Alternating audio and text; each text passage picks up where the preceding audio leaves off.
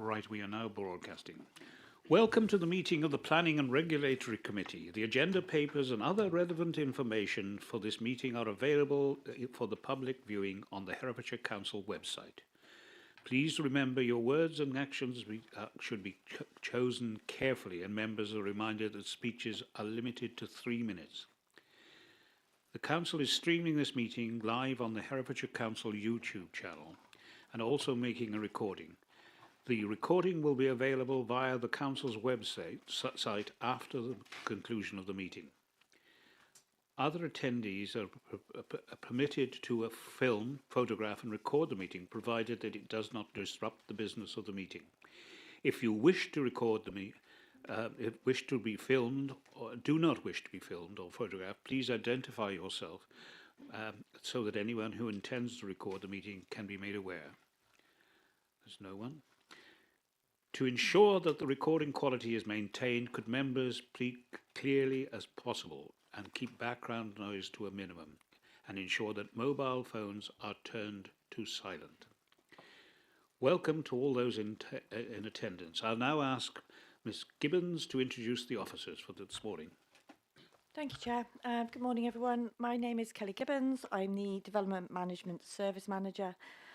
To my right, I have Tracy Meachin, who will be presenting item 6, and then we will be joined by Amber Morris for item 7, Eloise Hardwick for item 8, and Josh Bailey for item 9. We also have Katie Jones on behalf of the Local Highway Authority, and to my left, Georgina Coley as the Council's legal advisor for today. Thank you.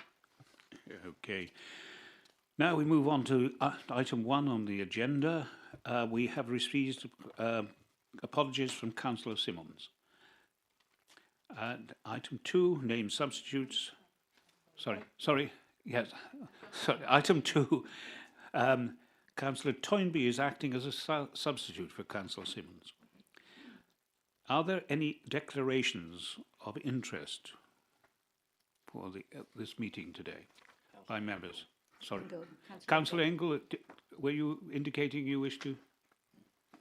You're putting your hand in a upwardly direction. No, I was just trying to not throw the computer across the room. Oh. Right. You are. Put together a declaration under the last application concerning Dorset. Are you sure you haven't got a declaration as far? Dawston? Oh, sorry. Right. That was. Sorry.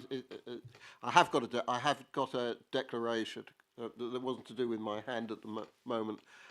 Yes, I would like to recuse myself from the Dawston case because I know the people involved. Right, thank you. Right, we'll move on to the minutes of the meeting held on the 3rd of September. Are the minutes of the meeting of the 3rd of September approved? Please indicate if so. Agreed. No one against? I assume there's any abstentions? None? One abstention, thank you. That's carried. I've got no chairman's announcement, so we'll now move on to the first application. And we don't have any public speakers for this particular item, so we'll move on now to item number 1, which is, sorry. This one? Yep. Move on to item 1, Barns at Monkbury Court, Monkhyde, Village Road, Monkhyde. Can I now ask the Tracy to make the presentation? Hello, everybody. This is an application for the demolition of 2 agricultural buildings and a proposed development consisting of 4 dwelling houses, which includes garages, landscaping and associated works. There's also an update that I need to make you aware of. We received an email from Geoffrey Hughes, who raised 2 points. On the foul water drainage strategy, the proposal is to lay a discharge pipe from the package treatment plant to the River Loddon to the east. The applicant states that he has the relevant ownership, however, he only has ownership to the culvert and ditch immediately to the east of the site and not to the river tributary itself some further distance away. He cannot discharge into the culvert as this is dry for part of the year and subject to flooding in periods of heavy rain. This needs clarification as I'm not sure everybody understands the nature of what is being proposed. Indeed, I am fairly sure that the land drainage believe discharge will be into the river and not the culvert, whereas the developer is intending to use a culvert. On the traffic, on paragraph 6.6 of your report, it's technically incorrect. Traffic from the site cannot turn right through Monkhyde as this access is private and restricted, with access only being granted to the residents of Monkbury Court itself, the emergency services and Herefordshire Council's utility services. I believe the owner of the LTF properties, which is the applicant, has a similar right. Furthermore, you will note from the approval of the 7 houses adjacent, which is the previously approved planning development on reference number 192765, that there is a planning condition that residents may only use the access onto the A417 to avoid any increase in traffic on the narrow and twisty road between Monkhyde and the A4103.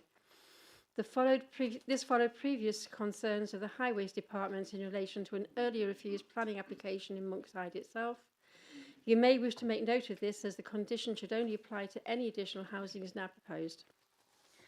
And then we received a response from the agent because we put these to the agent, and his response was as follows. With regards to the comments in respect to foul drainage, you will note that the proposal is for the package treatment plant to discharge to the ditch to the east of the site and not to the River Loddon as suggested. This is documented in the submitted surface water management plan, flood risk assessment and foul drainage strategy. The barns at Monksbury Court revision 2 and has been confirmed as acceptable by the council land drainage officer. The applicant owns the necessary land and the permissions for this without the need to cross any third-party land. Relevant extracts including state Broadlands Road is to the east of the site, which is a private road and has a ditch on the eastern side.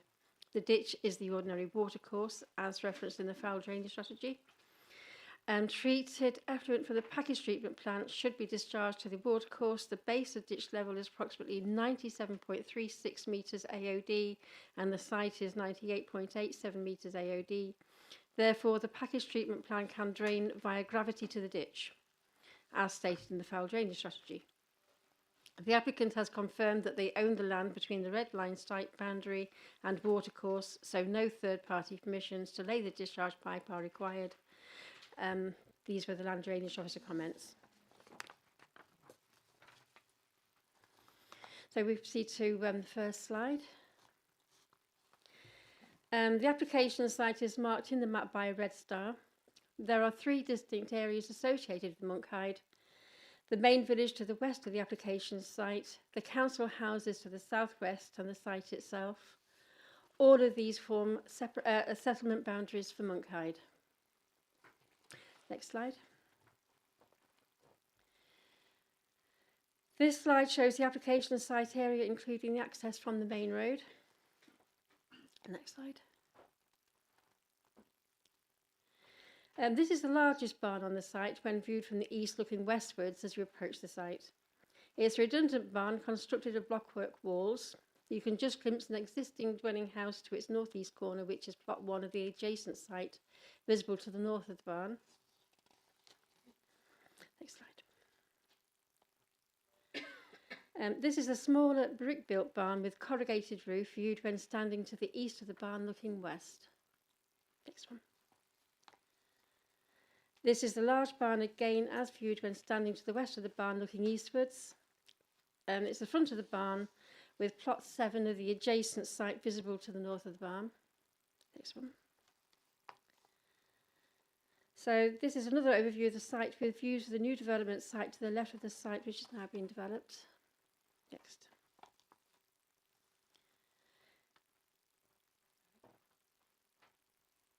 I think I've got lost on where I am. Oh yeah, views of barns converted to residential use, so these are nearby. Next.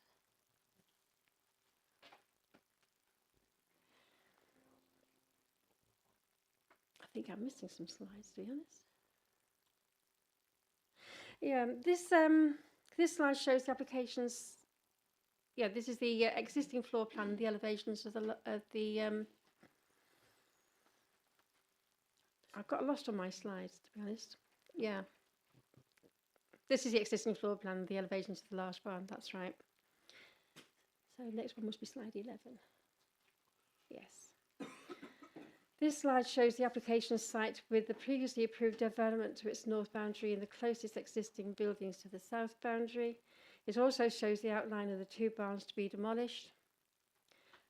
They probably make those out in red just behind the more bold modern proposals. The new layout provides a more uniform and domestic layout which follows the layout principles of development to the north, which creates a courtyard layout.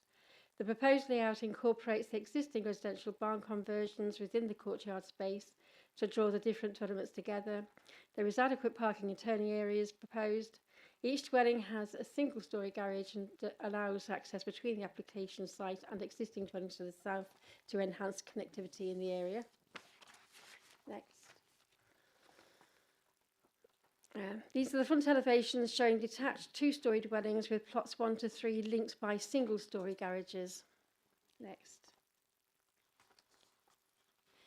And these are the proposed rear elevations which will face out into the site area, face out of the site area, sorry. Next.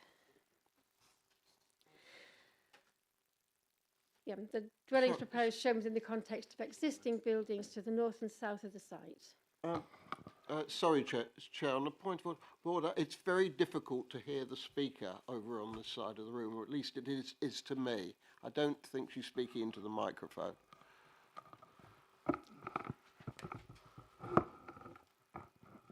Is this better? Right, I can hear it's better actually. Right, so this slide is the one showing the dwelling proposed within the context of existing buildings to the north and south of the site. Next. And this slide shows the main headings within the report. There are existing barn conversions to the south of the site where a number of the better architectural barns have been repurposed for residential dwellings. There are also existing dwellings to the north of the site, which are to be 7 new builds in total for market housing. The site represents the redevelopment of the remaining land between the two types of development. Main issues, there were 12 objections in all regarding this application with a wide number of concerns. The main concerns can broadly be categorised as representing an unsustainable location. There were highway concerns, design issues, amenity issues, drainage issues. It was thought that it didn't address housing need, and there were also wildlife concerns. Other issues representative of the area included the poor water supply and foul sewage in the area. Unsustainable location. The site is located within the Monkhyde settlement boundary, so is considered sustainable when assessed against the core strategy policy RA2 and the neighbourhood development policy Y2 of the neighbourhood development plan. In addressing design issues, the dwellings proposed would complement the new market housing to the north in terms of design and layout. It also draws together the new developments with the more traditional buildings which exist to the south. The materials proposed do not conflict with the requirements of the Neighbourhood Development Plan Policy Y2, which will be brick and timber cladding and plain tiles for the roof. Windows will be dark grey powder coated windows. It applies the same design character as new development to the north, which picks out agricultural characteristics in terms of materials and large window openings, but which also has a residential character combined. The scale proposed is acceptable to both areas of development, north and south, and there are no justifiable reasons for refusal based on design or layout due to the precedent set by the approval granted for the 7 dwellings to the north. Highway concerns. The main access is northwards to the main road. The traffic will not go southwards along poor quality roads unless travelling towards other parts of Monkhyde. The area engineer for highways will have evaluated the estimated traffic and ensured there will be safe and suitable access to the site achievable for all users. And as a statutory consultee, he has not highlighted any concerns. Regarding amenity, the layout and design proposed ensures there is sufficient distance between dwellings to ensure facing windows are adequately distanced to prevent overlooking.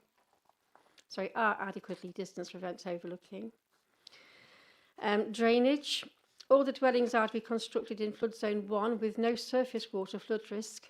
However, it is accepted that part of the access road is within flood zone 2. This impacts all existing dwellings within Monkhyde Court.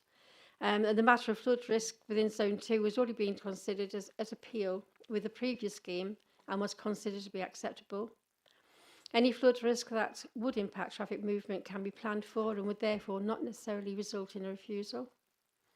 The issue of drainage has been looked at in detail by Land Drainage, and they are happy with the use of individual geocellular soakaways for surface water, which are backed up by infiltration tests and calculations. Housing need. These are 4-bed dwellings. In the Neighbourhood Development Plan, Policy Y2 would prefer smaller family accommodation between 2 to 3 bedrooms to meet the needs of young families. The Neighbourhood Development Plan quotes the Herefordshire Local Housing Market Assessment from 2013, which pointed out a need in rural Ledbury HMA of only 8.2% for 4-bed dwellings. Within the more recent Local Housing Market Assessment of 2021, this has risen to 25% for rural Ledbury HMA, so the dynamics of market housing needs has changed since the Neighbourhood Development Plan was written. Protected species.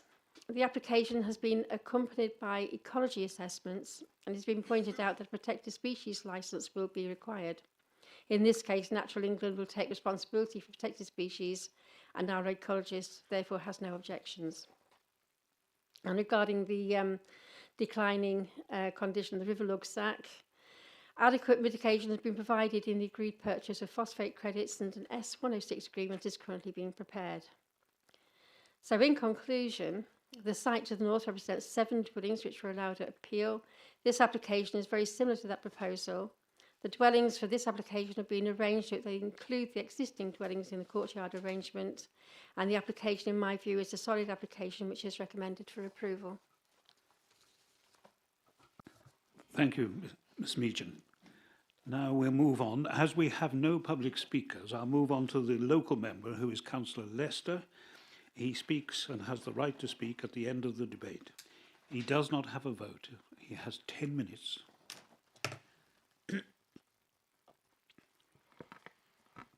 Thank you, Chair, and thank you, Councillor Baker. Yeah, I will try to stay under the 10 minutes, but I am representing my community, so it'll take as long as I deem necessary within that 10 minutes. So thank you, everyone who was able to come to the site visit yesterday. It was really important to be on the site so you could really assess the relationship between the houses that were won on appeal, the 7 houses, and the existing barn conversions that have been very tastefully done in the past. And so it's really filling in that space with much needed housing. I'll go on record as saying that Herefordshire needs housing. So the question is it in the right place? And also when we're talking about more than one house, is the layout right, and does it marry with the existing environment? So I note the extensive comments from Yarkhill Parish Council, and I thank them for feeding back. It's always very powerful to hear what the Parish Council thinks about proposed developments in their area. And it's disappointing that there are so many objections from the Parish Council. That's not a reflection on them, but it's just a reflection on their dissatisfaction with the proposal that's being put before us. They're obviously nervous about flooding issues because historically there has been flooding issues there. The decision to put housing there in the past has addressed those flooding issues. So there is, decisions that have taken that flooding issue into consideration. but it still is a concern of the of the parish council.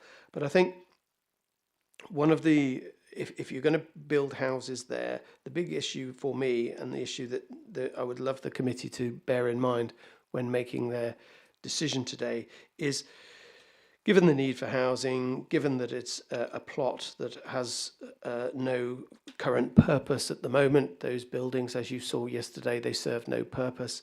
There's got to be something better than those buildings put there. But does the development and the proposal put forward, does that make best use of that land?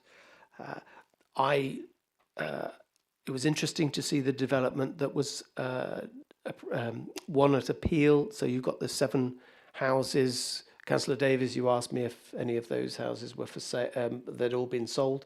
There are 3, I think, still for sale. And when I went to the 7 houses, the view I had was that it was a very compact site that looked cramped.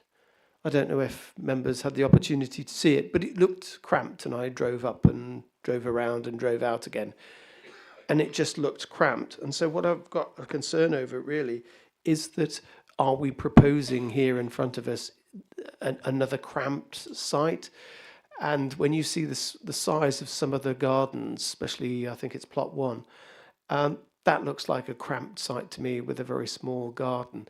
And the point I made at the site visit was that the area in the red line, not all of that land is being utilised. And one of the key considerations you would have, wouldn't you, as a ward member, is how this proposed development impacts on existing residents. You've got new residents, and 3 or 4 of them obviously have moved into the 7-house development, Monk Rise, I believe it's called. But their amenity is one issue, but the amenity of existing established residents is obviously where I'm going to put most of my focus there.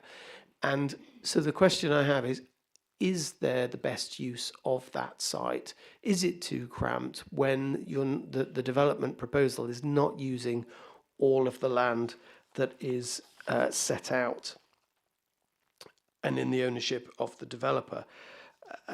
To say that the development is in keeping with the vernacular because it matches 7 houses that were imposed on the community by an appeal, I don't think is necessarily the strongest of arguments that we should be making.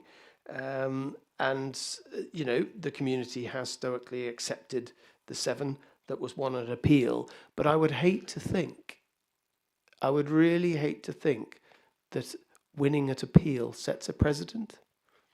All of my planning training has always told me that, there are no precedents in planning. Everything is judged on its own individual merits. And my challenge here is accepting that houses have to be built and will be built, and it's a good use of land rather than 2 redundant buildings.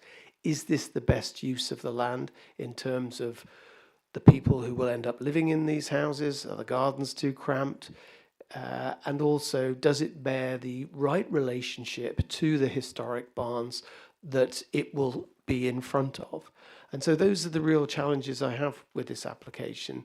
And I just wonder whether there was more opportunity to have a greater scope in setting out the development so that it didn't have such an immediate impact on the barns that we see before us, and be done in a way that gives people gardens that are workable and sustainable.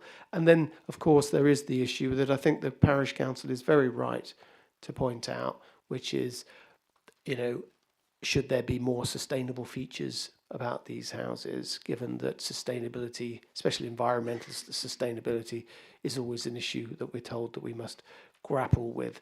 So those are my observations that I will hope you will take on board when you're working through your deliberations with the site. Is this the best use of the site?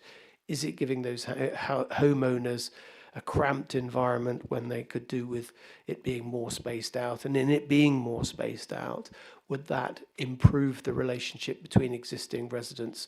I don't have the answers to those questions. You do, but I would like you to bear those considerations in mind whilst during the debate. Thank you, Chair. Thank you. And now I'll invite debate. Councillor Baker. Thank you, Chairman. I must admit I was rather taken aback driving down the long lane onto this site when I saw the new modern development up on the right with all the black cladding and everything else. I thought to myself at the time that was more suitable for an inner city development rather than in the middle of Herefordshire. But there we are. And the application site will certainly have an overbearing presence on the two rather attractive barn conversions that we saw there yesterday. It's tricky, this one. Councillor Lester has pointed out the pitfalls of this particular development. I can't think of any planning grounds that would allow a refusal. But there we are. I think it's more of a sort of subjective appeal. With regard to traffic, that long driveway into the site, which was put in recently, I understand, dead straight tarmac road, that's going to be a really attractive proposition for boy racers and for white van man coming down there. Especially yesterday on the way out, there was a horse rider and a dog walker there, and with a lot of animals to the paddocks either side, and so that there's potential for danger there. I'm surprised they didn't put some speed humps in, but there we are. It's what is done is done. And I also noticed leaving the site, the visibility splay to the right was very limited. You've got to poke your nose right out in order to get a good look what's coming at you down the 417. But again, that's been agreed by Highways and is seen to be suitable. So with all that in mind, I'm afraid I've got no other option rather than to agree with the officer and recommend approval. Thank you, Chairman. Thank you. Councillor Andrews. Thank you, Chair. I well remember as... Sorry, was that a proposal?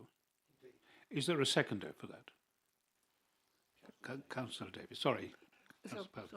I say I well remember the original application that we turned down on the grounds that the housing did not fit in with the local ambience and local vernacular. But I would like to say, could you bring up the site plan again? It looks to me as though the proposal of the new houses, which is slightly lower than the existing dwellings, are the existing dwellings going to look into the backs of the new houses?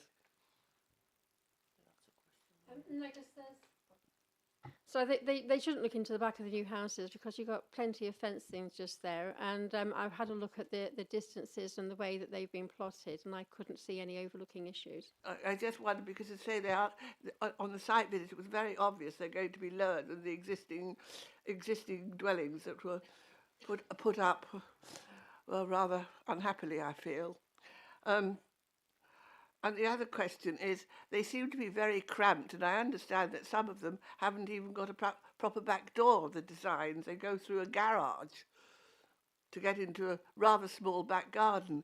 Given that there's plenty of space, surely these dwellings could be better positioned so that the residents have a better amenity space and less cramped dwellings.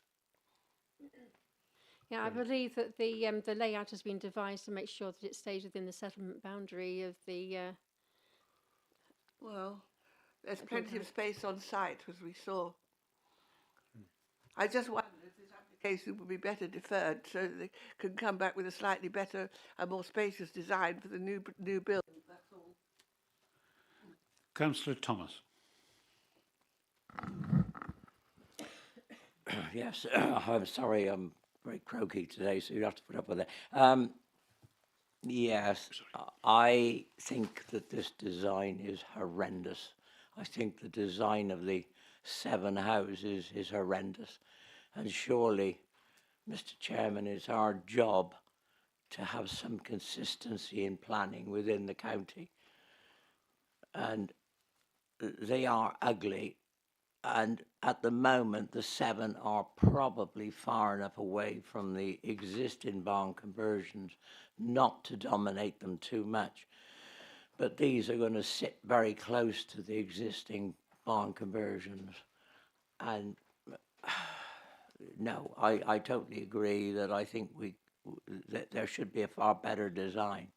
And I think they should combine possibly a little bit of these 7 new houses and the use of red brick, which all the barns are built of. I agree with Councillor Andrews. I think, this would be better to be set back and let them come up with a much better design, because at the moment they are absolutely ugly. And if we just continue to allow this sort of development, let's face it, a month ago we turned down another development in Stretton Granson on those grounds, that these were incredibly ugly houses, had nothing to do with the local vernacular. So I'm sorry, I can't support this application. Right. I would remind you that the precedent has been set that the 7 buildings are virtually the same type of design. These are the new ones, and so that wouldn't stand up on appeal. I mean, I think it's appalling what's been allowed by an inspector, but unfortunately that's the fact. Councillor Woodall. Thank you, Chair. As we've learnt, each application must be evaluated on its own merit. So precedent, the fact that there are some unattractive buildings on one side and then very attractive barn and thoughtful barn conversions on the other side, which one takes precedent? Which one, if we're going to use the precedent argument? So we can't, because those barns, the Victorian barns, were converted at some point. So surely that's the precedent. But anyway, it's not. We're not looking at precedent. We're going to look at it on its own merits. And as has been, this is, I think, is a bit deceptive, because those houses, as they're shown on the display there, they look brown.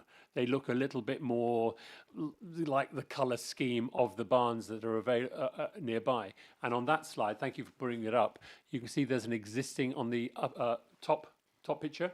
It says, does that say existing residents or? Existing neighbours.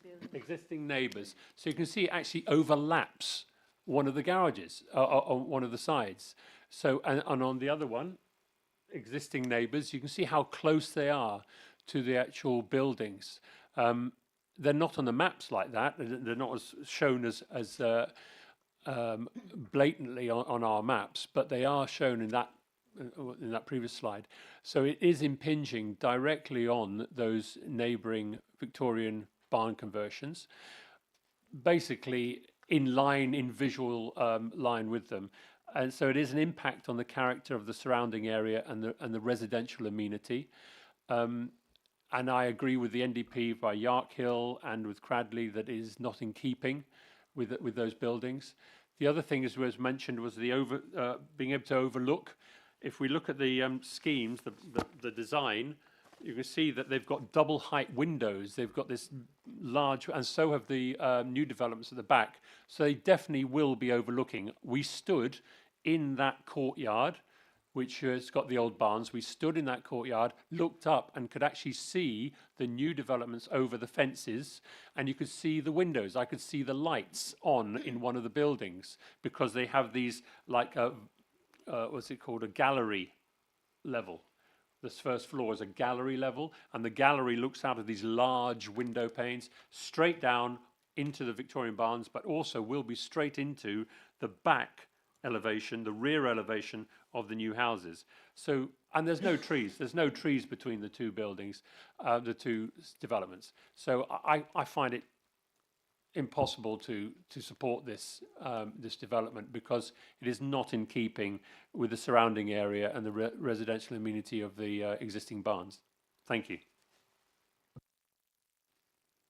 Ms Gibbons. Just a quick one. I was going to say exactly what Councillor Woodall was in terms of it's a material consideration to take into account the appeal decision that is before us and the character of the area. And it's, it's a material consideration to take into account, what's been said before, which is what the officer report does. You're right, each application on their own merits, you have to look at this as, but you do also need to take into account what's happened with the appeal decision, what's been allowed nearby, what's been immediately adjacent to that, that is a material consideration. But as you said, in terms of character, in terms of how, you know, what's been the comments that have gone before. So yeah, you're right in terms of each application on its own merits, which is what I was going to jump in and say. But in terms of it is still a material consideration to take into account that appeal decision, what's been approved nearby, and the comments that have been made as part of that. But that's for you to take into account in the round in making that decision. Right. Councillor Toynbee.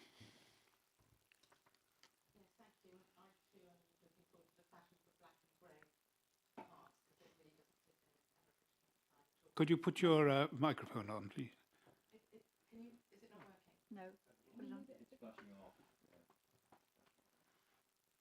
Use next doors. Use. We'll try and get this working first. Right.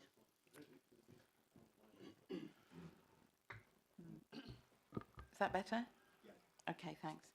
Yeah, I was just saying I'm looking forward to the fashion for black and grey to pass because it doesn't fit with the Herefordshire countryside at all. But my point is it possible to include in conditions something around renewables or solar panels or energy efficiency? It would make this application more compatible with our own core strategy policies, such as SS7 and SD1, and also with their local development plan and policies. Do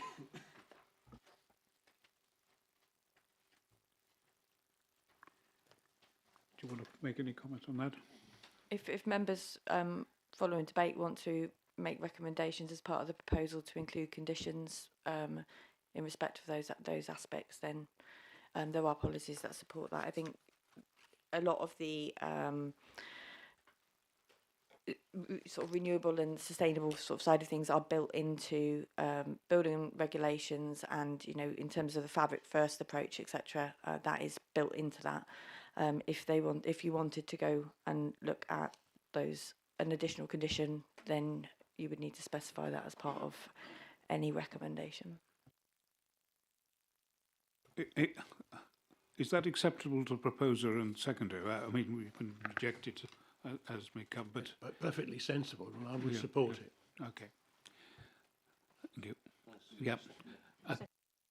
Councillor Andrews, I think, and then Councillor Ingalls. Okay, I'm sorry to come back. I would suggest that we're not going to refuse it. I would suggest we simply defer it and ask them to come back with a design that is more in keeping with the barns that it's going to face, rather than the rather inappropriate designs of the previous houses, which, according to Councillor Lester, are apparently difficult to sell anyway. Right. Councillor Engel. I would support the if that's a resolution, I would support. We've got one on the. We have to deal with the one that's on. Okay, sorry. But I just want to say that there is a significant difference in the location of the first candidates for ugliest building in Herefordshire.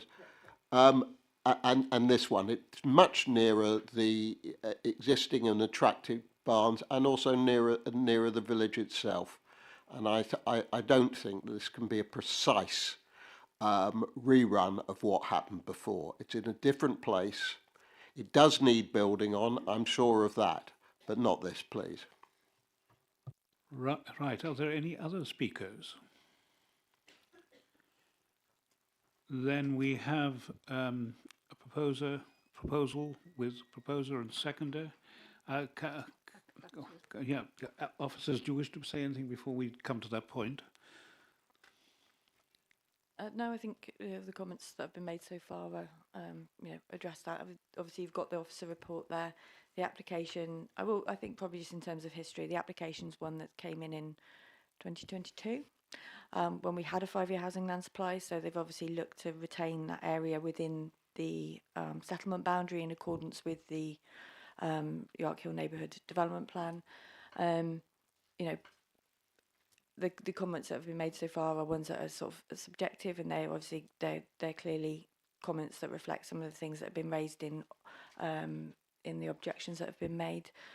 Officers have made that assessment in their sort of professional terms in terms of their thoughts on that. So it's over to members to have a make that decision about whether or not they feel they agree with that or not. Okay, well, I'll go now to the, sorry, unless it's relevant to, Well, yes, it's relevant. Can we not have, we've had a proposal for a deferment. It yeah, no, cannot I'm be sorry, we ran- can only deal with one proposal at a time. You can't have two competing. If you want to go to the second one, then you will have to vote against this, and then there'll be opportunity for, that's the procedure as far as the council is concerned. We'll now move to the local member to sum up. Councillor Lester. Thank you very much, Chairman, and thank you to members for debating this in the way they have. Just a point of clarification. I didn't say they were difficult to sell, Councillor Andrews. I just said there were 3 remaining. I don't know if they're difficult to sell or not. I really don't know that. But you may draw your own conclusions. Secondly, Cradley was mentioned. Cradley has nothing to do with this. It's Yarkhill, NDP. I think that was just a typo error. Ultimately, not only am I campaigning to make sure existing residents have their amenity protected, we're also potentially protecting the amenity of new residents. If this gets approved, we want them to have the best houses possible. So it's not only existing amenity, it's potential amenity of those people who may purchase these properties. And I really want this council and our officers and everyone to fight for the best design possible, because these houses, once they're built, they're there forever. So, it's a bit of soul searching to say, is this really the best use of that plot and that land? And can we sharpen up our language and not say president? If it's a material consideration about what's been approved in the past, let's stick to that. Let's not wheel out the word president, which we know we shouldn't be using. So we've just had our planning training.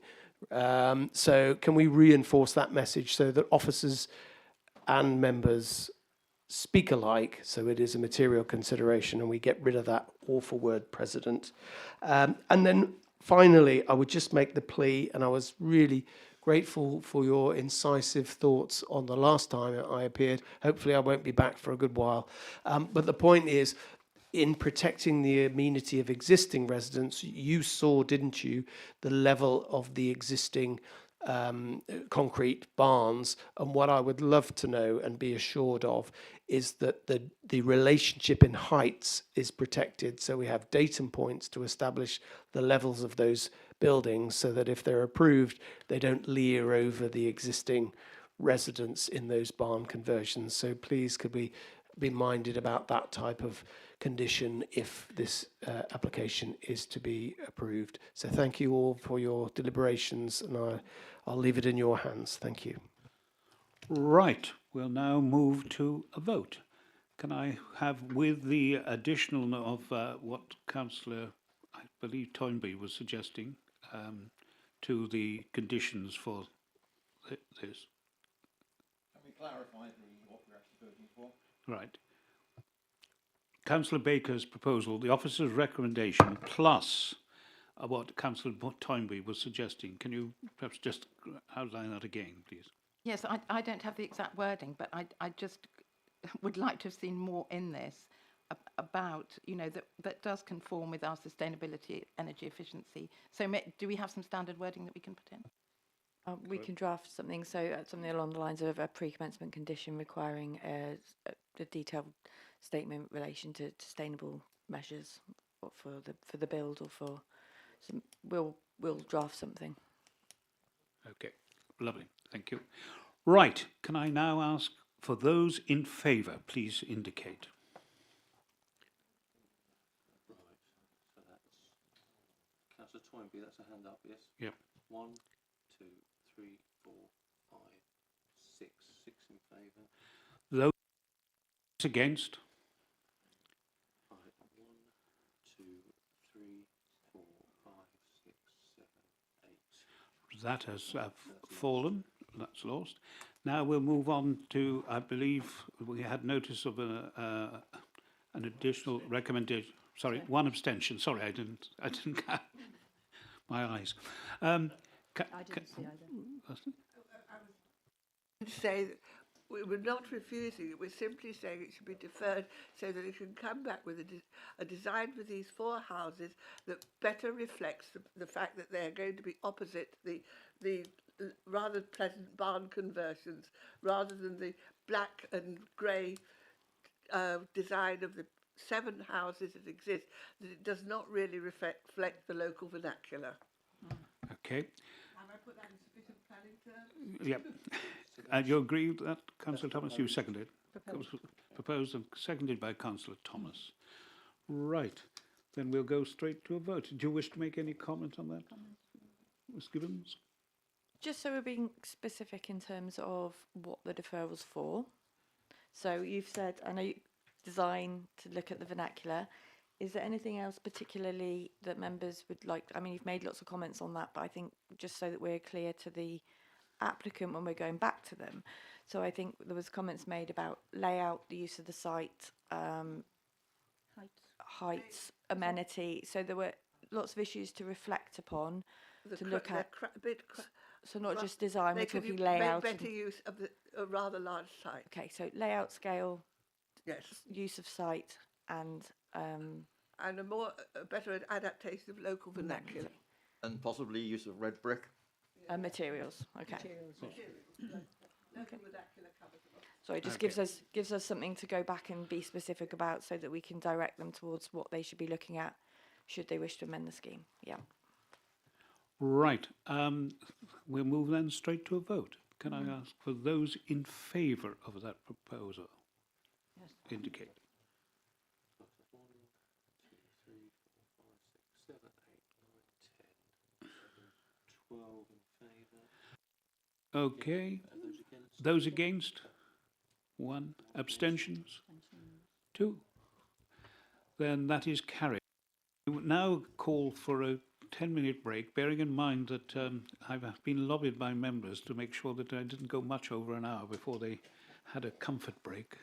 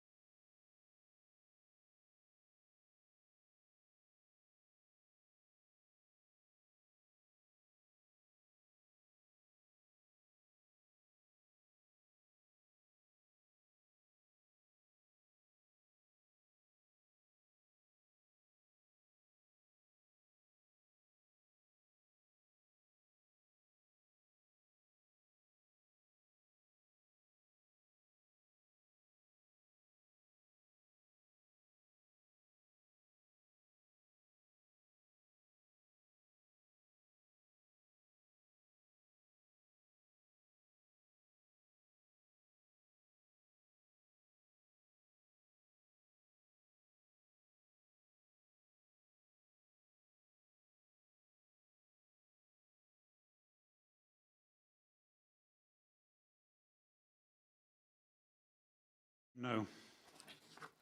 We're live, Chair. Right. Welcome back to the meeting of the Planning Committee. I request that the public speakers present in person for the agenda item 7 please join the meeting. Mr. Lauder and Miss Prattley, please take your seats at the front of the bench.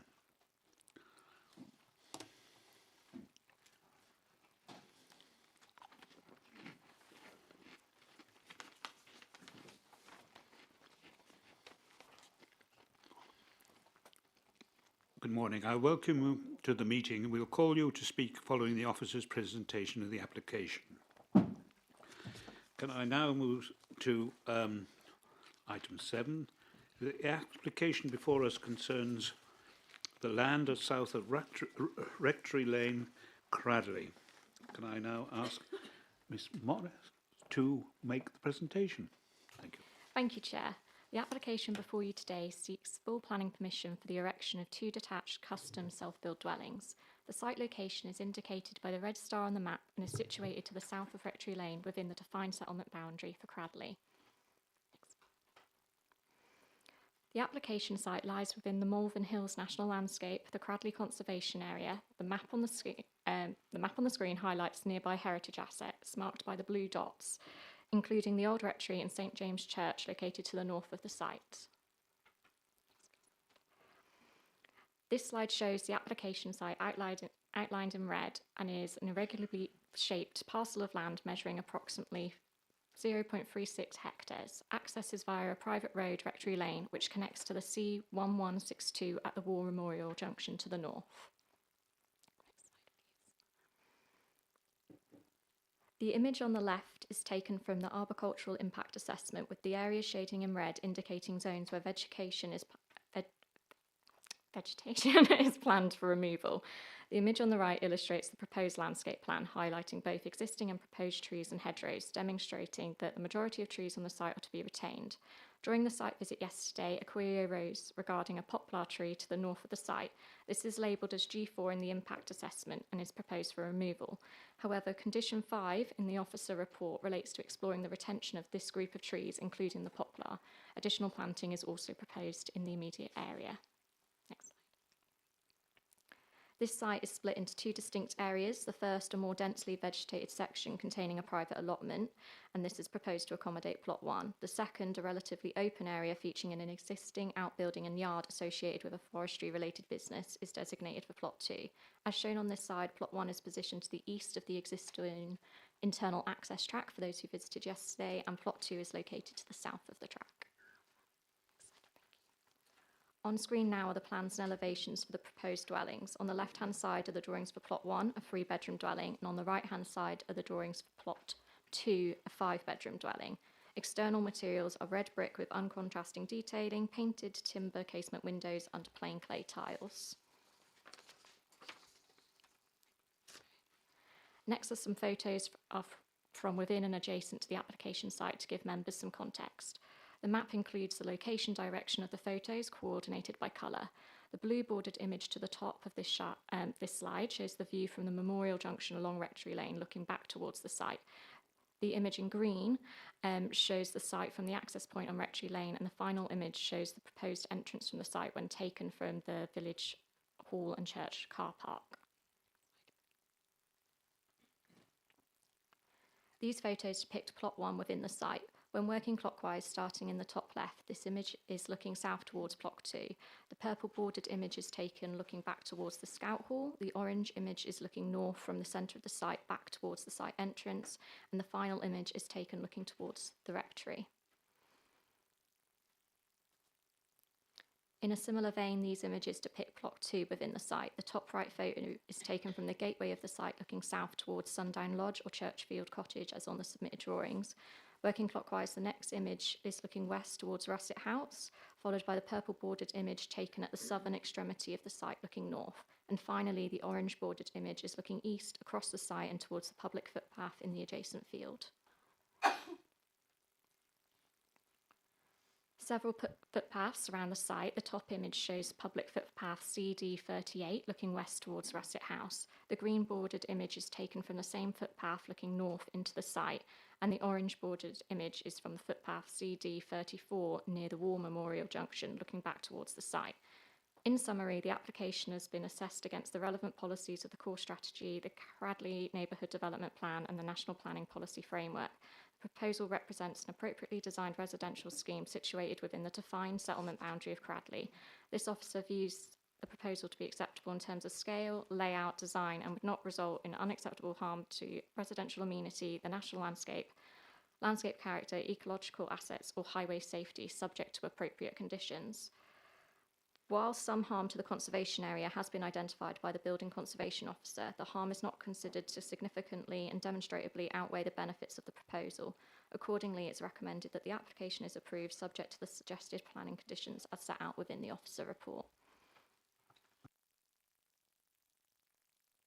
Thank you. Can I now ask the speakers, can I invite Mr. Lauder to speak in objection to the application? You have 3 minutes.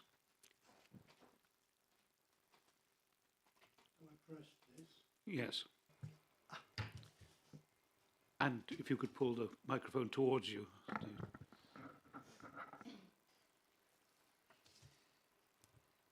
If you Chair, councillors, these two plots debouch onto a 1950s sea road where the odd Ford Popular tootled along with an occasional Fordson tractor chugging past.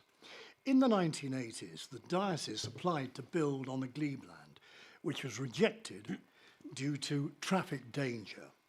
The majority of cars powering around our lanes today are 4x4s, the size of small armoured vehicles. Tractor trailers are now as big as combine harvesters. And yet the road is the same sea road, and in a 30 miles per hour rural area, not everyone obeys the law. You'll all have read the many representations, so you'll know that this has always been, in many ways, a flawed, error-strewn application. The tree expert who failed to spot a rare black poplar, Herefordshire black poplar, right in the middle of a suggested driveway. The ecology expert who asserted there were no bodies of water on site. There are in fact 9, all within, if you'll excuse me, spitting distance. The crucial report which trashed the application when disappeared, only to reappear months later after some of us angrily complained.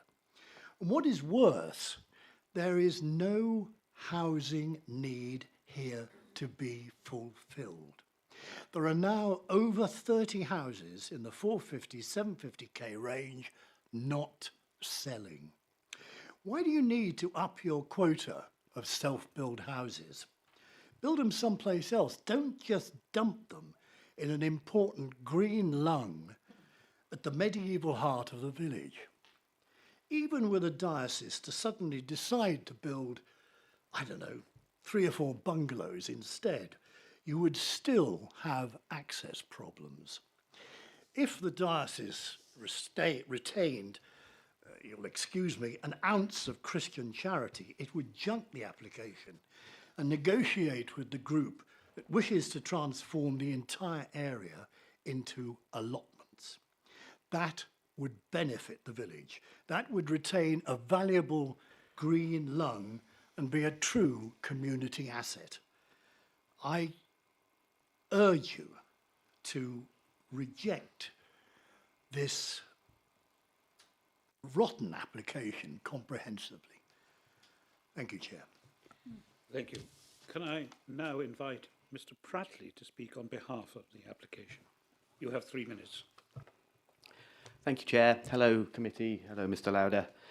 My name is Sam Pratley. I am the Chief Executive of the Hereford Diocese. We're not developers, but we do have land holdings, some of which are suitable for development. We use any financial receipts from developments like this to fund our charitable purposes, which is to serve our communities by providing ministry, pastoral care, weddings, funerals and burials in every parish in Herefordshire. We also use it to maintain our many and beautiful church buildings. When we identify development opportunities on our land, we seek to work closely with the council and its expert officers. We don't just submit applications or appeals and hope for the best. This development in Cradley follows that prudent and collaborative approach. We recognise that it's a sensitive site. That is why we submitted and went through a detailed pre-application advice process. Your officers were really helpful. They too recognised the sensitivity of the site and the opportunities. They confirmed in principle support and guided us positively on the detailed design process. Based on that expert officer advice, we've spent tens of thousands of pounds on expert reports covering heritage, trees and ecology. We employed a very skilled and experienced architect who has a deep understanding of sensitive heritage settings.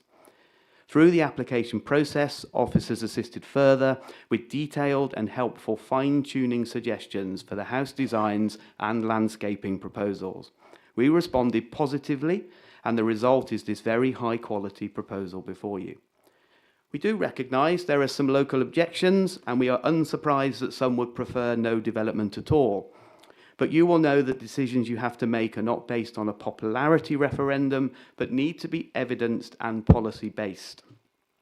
We are pleased that our hard work and diligent approach has been recognised by your expert officers, and we would like to thank Amber Morris for her thoroughly professional, collaborative and positive approach, which is a credit to the Council's planning service.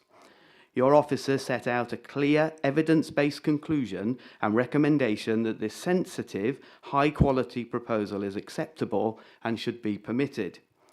We hope that you will support our efforts and follow the advice of your expert officers and grant planning permission. If permission was refused, a planning appeal would be inevitable. This is not a threat, it is just a fact that a charitable organisation, having spent considerable resources on these proposals and secured officer support, would be irresponsible not to seek the Secretary of State's review. Please support this scheme and grant planning permission. Thank you, Chair. Thank you. I now move, if you could take your seats back in the gallery, please.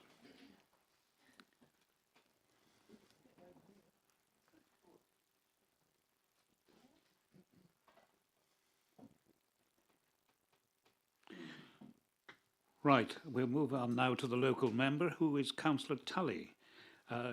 She speaks first and then has the right to speak at the end of the debate. She does not have a vote. She has 10 minutes time limit. Thank you. Councillor Tully. Thank you. So I'm representing my community, the ward that I represent, from which there have been a number of objections. And I think it would that the collaborative approach had maybe consulted slightly more with the residents as well as the excellent planning team. The space has been used, as you've heard, as an open garden enjoyed by residents and in partnership with the church, an allotment area rich in biodiversity and producing absolutely 0 miles food, whose space and the people that grow there has spawned the local produce show. It's an area that could easily have been registered, I think, as a community asset, and it's a shame that it hasn't been. The residents had aimed also to create more public growing spaces in perpetuity. I know that while this is the lifeblood of Cradley community, and blue and green infrastructure and corridors have formed a huge part of recent draft local plans, this is not easy for you to take into account in terms of material reasons. So I would like to concentrate on some factual issues and some issues, I think, of fairness in process. The residents are aware of and cite the existence of planning history. The reasons back in the day for refusal were highway safety, and residents' concerns around highway safety don't feel to have been addressed. It's also unclear to me and others, I think, which trees are to be removed and which will stay, although I think that that might have been made clearer in the comments that Amber made. Losing a mature black poplar tree seems not the direction of travel we want to be going in. There are trees indicated for removal, but then the tree officer's report doesn't mention this. I know that some will be retained if permission is given, and I think it's important to make absolutely sure that that we know which mature trees are retained. If permission is given, as they clearly contribute to the conservation area and the listed building setting. As it's been stated, there is harm, if less than substantial, in the conservation area, and the Heritage Officer has stated this. The NDP states that properties within the settlement boundary would need to take appropriate account of their setting, and it seems to me that they do not, with a mass so large and at an inappropriate size of dwelling. And I think that's where the fairness of the process comes in, and I'd like to mention a few things with that. This obviously has to be weighed against the housing need in Herefordshire, and we're working within a far less than ideal situation. As a council, we've got a target that we've almost unanimously agreed is impossible to meet. This obviously feels then that if the harm is less than substantial, that it has some benefit in meeting that huge number of houses, but the balance seems to me already skewed and unfair with that very large target. Also around fairness, the ecology reports seem to be at odds with many residents' experiences. The planning officer needs to take the ecology report in good faith, but where do we stand when residents clearly seem to be at odds with that report? Then there's the NDP itself. I would like the committee to consider the fairness of a community spending many months, years of their time, sometimes having to manage a lot of different relationships completely voluntarily, creating a plan, then to be told that it's deemed out of date after 5 years. To me, that just seems deeply unfair. And I don't think I've found anyone that doesn't agree that there is actually no need for dwellings of this size in this area.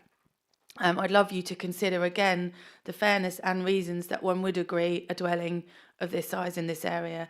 The housing market area needs assessment seems to bear this out. This area needs up to 3-4 bed absolute max. People in this area that have housing need are first time buyers, they're elderly households, renters are younger single people, couples. In fact, this to me seems to be the clearest reason that this application could be objected to. Those are some of my thoughts, and I hope that I've represented my residents. Thank you very much for listening. Thank you. And now we'll move on to the debate. Can I ask for speakers, please? There are none? Councillor Baker. Thank you, Chairman. Very interesting site I found yesterday at the site visit. Had to fight my way through the undergrowth to reach the site. We're surrounded there by very large buildings, and I think personally these two large houses should fit in quite well. I know we need smaller houses for our young people, but to fit smaller houses there, you'd probably need 8 or more small houses to fit that site, which I think most people would prefer the 2 large ones, I think. It's difficult to know what they'll look like. The diagrams we get in our reports are generally 2D black and white, and so it's difficult to tell. As long as they don't have black cladding surrounding them, I think we're on a winner. But it's unfortunate that the small allotment area will be removed as a result. But as Councillor Tully said, a local point of interest there would have helped, I think. Obviously, some of the greenery surrounding the site, the 2 sites, will be removed, but I think eventual regrowth should help to return the site to its previous attractive situation. The objector mentioned about the people not obeying the local speed limits. I'm sure the local people all obey the speed limits there, as will the new residents. But anyway, on that note, I fully support the officer recommendation for approval. Thank you. Any other speakers? Councillor Toynbee and then Councillor Andrews. Yeah, a question really. Are we clear which trees are going to be retained? Because it wasn't completely clear to me. So within the arboricultural impact assessment, it is under Appendix 3. There is a map that points out which ones are to be retained and which are to go. There's only limited, within that, I think I did put it within my slide. I appreciate that was a little bit small, but Kelly's hopefully trying to pull it up now. That image there on the left is taken from the arboricultural impact assessment, and it states there's a key at the bottom. Again, I appreciate it's quite small, which does say which will be kept and removed. So all existing trees are in, So they're in this. That's what I wasn't sure about. So there's one tree within the middle red group. Sorry, wrong slide. Apologies. In the middle group there's one tree which is labelled as, even on my screen it's quite small, T20, that will have to be removed. And then there is a group as well that is G4, which is in the top group, which is where that black poplar, sorry, pronunciation there, that was discussed on site yesterday. Although I think it's worth noting, within the officer report, there is, under condition 5, there is a condition which actually reads, prior to the commencement of the development, the submitted arboricultural impact assessment method statement and tree protection plan shall be updated to explore the part retention of tree group G4 and pruning required T1, although I think it should be noticed T1 is the green one that is actually outside the red line there, but within the blue line. This will then be resubmitted and is approved by the local planning authority and thereafter implemented in accordance with the approved details. I hope that clarifies things. I did notice that the wall on the outside, there were three, I think it was three, looked like sycamore, which are growing out of the wall, and will eventually have to be something done about that. But anyway, if you're going to retain the important wall leading into that. Councillor Andrews. Thank you, Chair. Very interesting site, I thought. As I say, the trees, I think, many of them were heavily overgrown and do need some kind of decent tree husbandry to keep them in control. I think driving up there, many of the houses are quite large. I was particularly taken by the old rectory, a lovely building. Pity the Church of England decides to replace them all by more modern and less attractive houses, but still you can't blame them. But I can't think that, I think the two larger houses are perhaps more in keeping with the surroundings. And I feel that we should support this application. Councillor Jennard. Anybody else? Thank you. I do have a little bit of confusion around this. So this is stated as a self-build property, but it's brought to us by Hereford Diocesan Board of Finance, which is a registered company.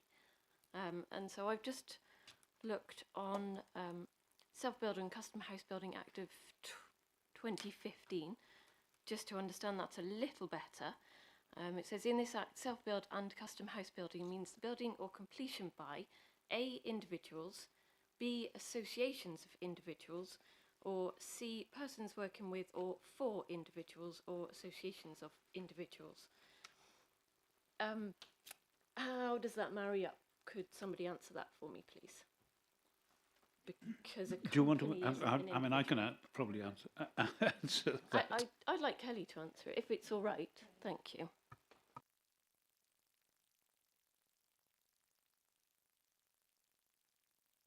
Ask again, because what was the end of that question? Apologies.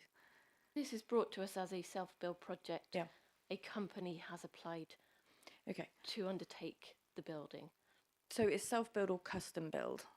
Okay, so a company can bring that. The first person, there's a definition of that, which you're seeing in probably many of the applications that are coming to you with a statement of intent attached to those self-build applications. So is there a condition? 18. So we add a condition to the proposal, which secure condition 17, which secures it meeting that definition of self-build. So I think it's self or custom build, so you have to have an input in the design of the building, basically.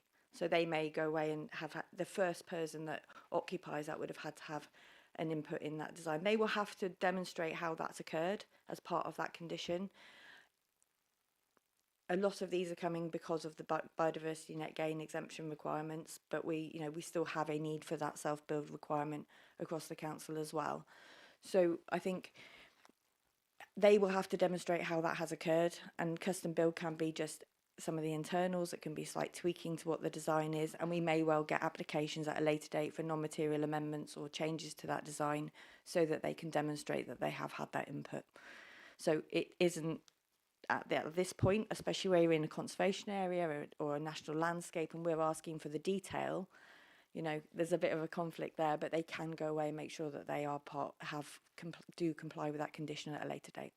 So just to confirm, you've said that applications coming to us in this sort of custom build or self build, so that they can get out of the requirement of the biodiversity net gain requirements. Well, no, we are getting a lot more of those because it is an exemption opportunity. Yes, Okay, but okay, that is set interesting. in legislation. It's not set by us. Oh, no, it's we are just, seeing yeah, an interesting. increase in it because of it, which is why you're seeing that increase in those types of application. But it's also a requirement. What you're seeing is that it's specified within the description now, whereas before you would have just had an application for 2 dwellings. They may well have been self-build, but because they are having to state that at the beginning of the process now, you are seeing it in the description of development. You are seeing those statement of intent. It's just more open and transparent in that how it's being progressed, and then we also have to condition it to say how they're meeting that requirement at a later stage. So again, finally, there could be, maybe the trim around the light switches or something that is the self-build part of it, and that would still go through under the custom build self-build They would need section. to demonstrate how they've met those legal requirements of self-build and Okay. I think Good to know. okay. There Bit are more than a- increasing, bit more there than are an likely. increasing number that do this, and I've got quite a number in. Well, it seems to be the principal planning applications in my ward where people actually take over the plot. It's not that the church are going to be building these houses or a developer. It's going to be individuals.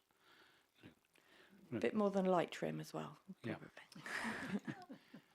Yeah.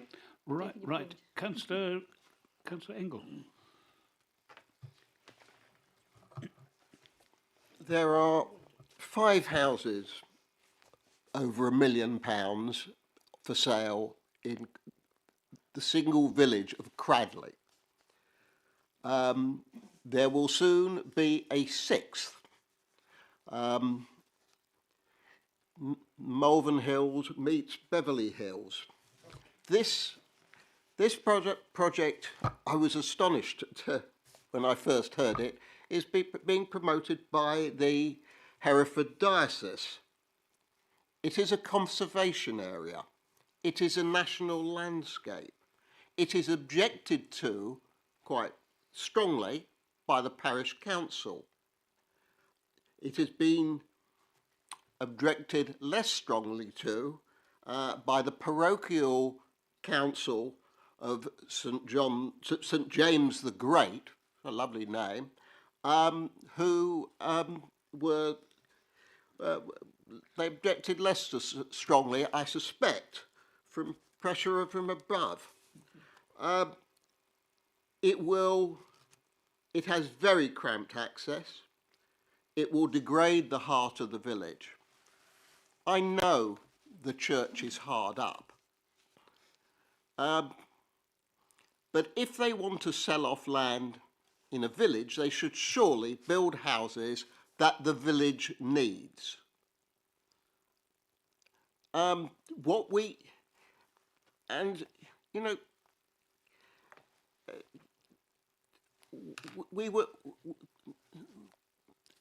Prattley, I'm sure not Reverend Prattley, said that our decisions do not depend on a popularity referendum. I think I did find one approving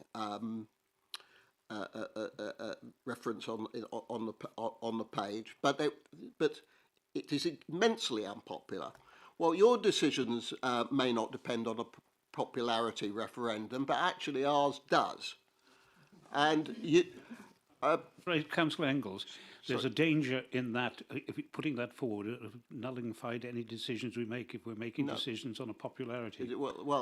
Yes, but we do depend on popularity. Perhaps the church may have it differently. What I do want to say is that, and I hope this is out of order too, Mr. Prattley ended with what seemed like a threat.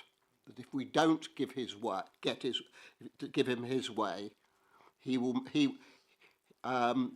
take action, and I'm afraid I take strong objection to that. What do you need to say on that?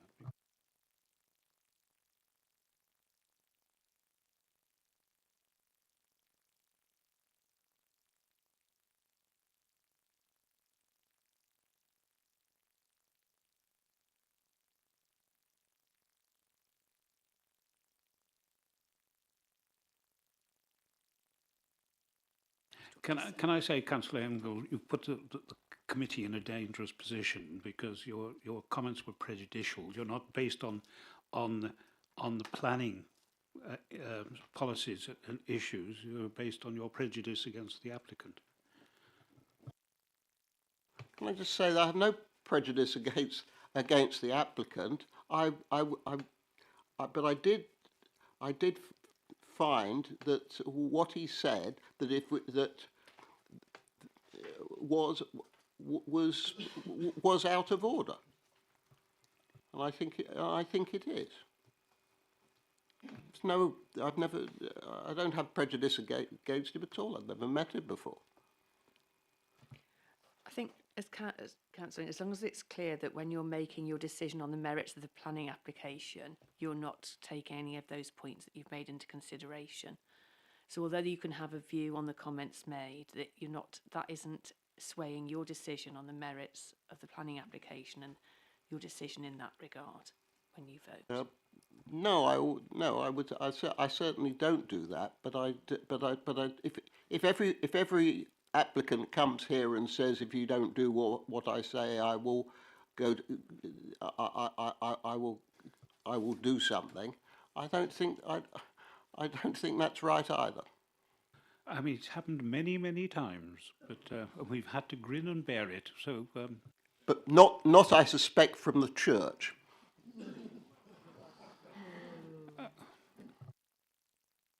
Councillor Woodall.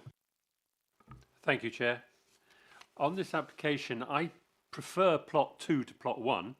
Plot 2 seems to be much more, has got the access path already. We went on site, we saw that it was a cleared area and used, as you said, for forestry work. And it looks suitable that the building itself is set well back from some of the other buildings.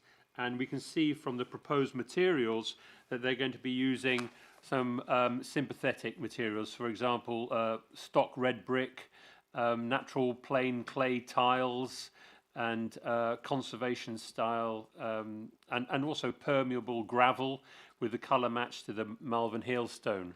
So actually that looks like an attractive plot, and you're right, I think Councillor Engels is right, it's probably going to be a very high priced one, but I'm sure the other, as he said, the other houses in the area are similarly priced. The buildings like the rectory, the Scout Hall, they're not attractive. So there's not something that they have to live up to in the nearby vicinity. The issue I've got with plot 1 is trickier in that it is a community resource in so much as it's an allotment. But when we went there, it wasn't easy to access. So if it is a community resource, how much of the community is actually using it? Because there didn't seem to be a clearly defined path in and out. There was one, I think, to the, where am I, north? From the main road, from the car park. I think that was probably the best one. I think we had to sort of duck through some trees and some stinging nettles that had been trimmed down in order to get in. The allotment itself, it's lovely to see those sort of allotments, but it didn't seem to be maintained in a way that indicated that lots of people were using it. But I don't know. I don't think it's as good a plot for a house. It's too near to the rectory. It says 20 metres, and it's going to be taking away a public resource and adding 3 parking places for the traffic. Plot 2 I'm fine with. Plot 1 I've got a problem with, and I've yet to decide which way to go. If both of them have to be considered, then if they can be considered separately, I would vote for Plot 2 and against Plot 1. But if I have to do them together, I'm not sure yet. I wait to hear other debate. Thank you. Sorry. Just to clarify, we can't issue a split decision. It's you have to look at the development as a whole. That's before you to make the decision. I find it quite interesting that we're getting houses, large houses, going into multiple occupancy, and then having large houses being given primary provision to large houses. But that's ironic, anyway. Any other speakers? So I just wanted to check, the allotment is a private allotment, it's not a designated community asset. Just wanted to clarify on that. Councillor Davis. Thank you, Chair. Having looked at this site in the centre of the village, I think it does give the opportunity to the diocese to develop it. I think it lends itself, and I think the design and layout of the site has been carefully considered. The materials being used are sympathetic to the local area, with the red brick and the wood cladding and the tiles on the roof. I think they all will lead into an attractive looking area. The access is perhaps concerning, but I'm sure that it will actually help slow down traffic if anything's merging out or coming in there. And having 2 dwellings there will benefit a lower number of vehicle movements than if there was multiple properties built on the same site. So consequently reducing the amount of traffic coming from the site, which would be beneficial. I think due to that, I would like to propose that this be accepted by the Planning Committee. That is a proposal along the lines of the recommendations outlined in the report. Seconded, Councillor Gendron. Councillor Hamlin second. Is there any other speakers, please? There are none. Right, I'll go now to make any comments that are... No, nothing further to add. Nothing further. Ask Councillor Tully to finally close the debate. Thank you. Yeah, I think I would agree with what some have said, that there is a difference between Plot 2 and Plot 1. I would also agree that there are concerns around traffic. I think that about access, sorry. I think the decision is about the right housing in the right place, and I do think it's really worth considering whether this serves the people of Cradley and whether it serves Herefordshire. And it isn't a decision, I would say, about how many dwellings are financially viable in this plot, how many other dwellings would, it's whether or not these dwellings are appropriate, and whether they are the right housing in the right place. Thank you. Thank you. And now we'll move to the vote. We have a proposal before it based on the recommendations, the officer's recommendation in our report. Can I ask for those in favour, please indicate. 1, 2, 3, 4, 5, 6, 7, 8, 9, 10, 11, 12, 13 in favour. 13 in favour. Those against? 2. Abstentions? None. Then that is carried. Can we now have 2 minutes break before we move into the next? People can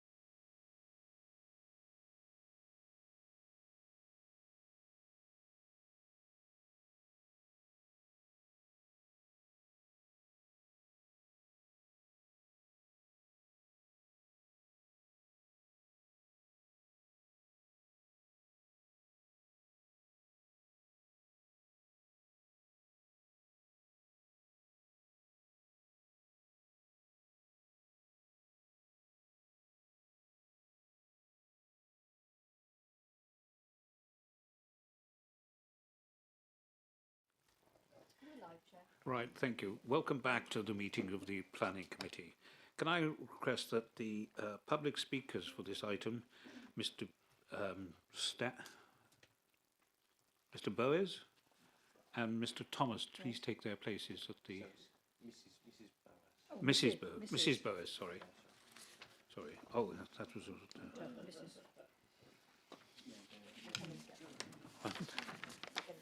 Come together. Okay.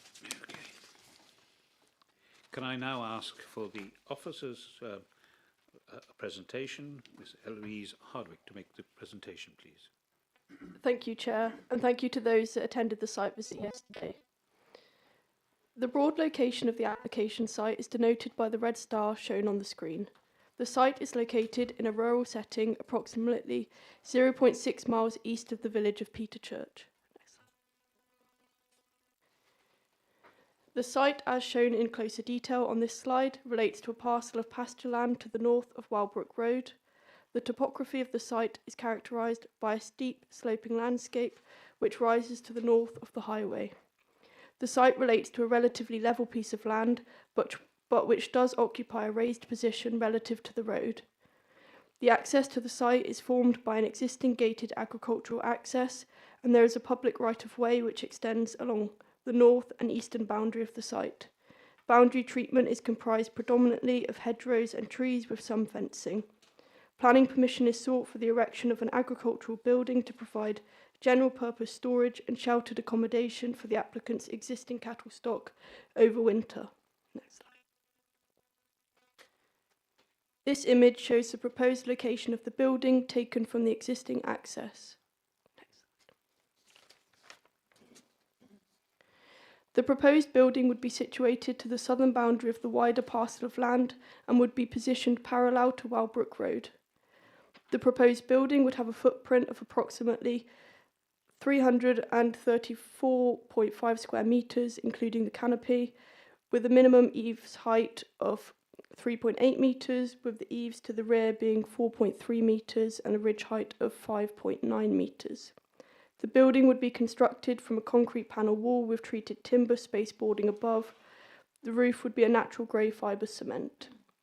The size and scale of the building is appropriate to its intended use, and the materials and design reflect the agricultural nature of its proposed use and is characteristic of the appearance of agricultural buildings within the wider surrounding area. Next slide, please. Despite the site's inherent rural location and position away from existing buildings, the site is appropriately considered and is in an optimum position on land available to the applicant. The site makes use of a more level area of land and is close to an existing agricultural access to avoid the need for new access or track across field. The building would be set against an existing wooded area to the west, behind mature boundary vegetation along the road. Boundary vegetation provides some natural screening from the main street scene. The images on screen are taken from the road looking towards the site. Next slide, please. These images show the site from the public right-of-way. As you can see, the rising nature of the site's topography further screens the building from wider viewpoints. It is accepted that the building would be visible in close proximity to the site and from higher ground to the north, but is not considered to have an unacceptable visual impact to the character of the rural setting. In addition, there are no neighbouring properties within close proximity to the site, so there are no concerns regarding the agricultural nature of the development. The building would strengthen an existing agricultural holding by providing necessary storage for the enterprise and sheltered accommodation for the applicant's existing cattle stock over winter, where there is evidently no existing provision on the site. No increase in livestock numbers or intensification of the farming operations are proposed. Next slide, please. This slide shows the main planning considerations. I draw particular attention to surface water drainage and flooding. Although an initial holding objection was raised by the Council's land drainage consultant, following receipt of a surface water drainage strategy report, no objections have been raised. It is not considered that the development would result in any increase in surface water flooding on the site or within the surrounding area. No other technical objections have been raised in respect of the development. Highways and ecology matters can be addressed by the conditions recommended. To conclude, no conflict is found of local and national policies. The application is therefore recommended for approval subject to conditions. Thank you. And now can I invite the public speakers? Ms. Boas first? Mrs. Sorry, I've got a statement to read on the. Oh, sorry, you got there's a statement to read first. Sorry. So this is a statement to be read on behalf of local objector Mr. Gibbs. Comments objecting, this being a summary of the entire objection submitted. Potential increase in flooding on the adjacent local highway network. We had 6 official storms last winter and a number of serious local floods that cut off the village. This development will contribute to that flooding, which is hardly likely to improve. Data from geotechnical engineers, whom I have employed, cast considerable doubts upon the infiltration testing. Rainfall data used dates from 1961 to 1990. It is no longer valid. Peter Church Water Supply.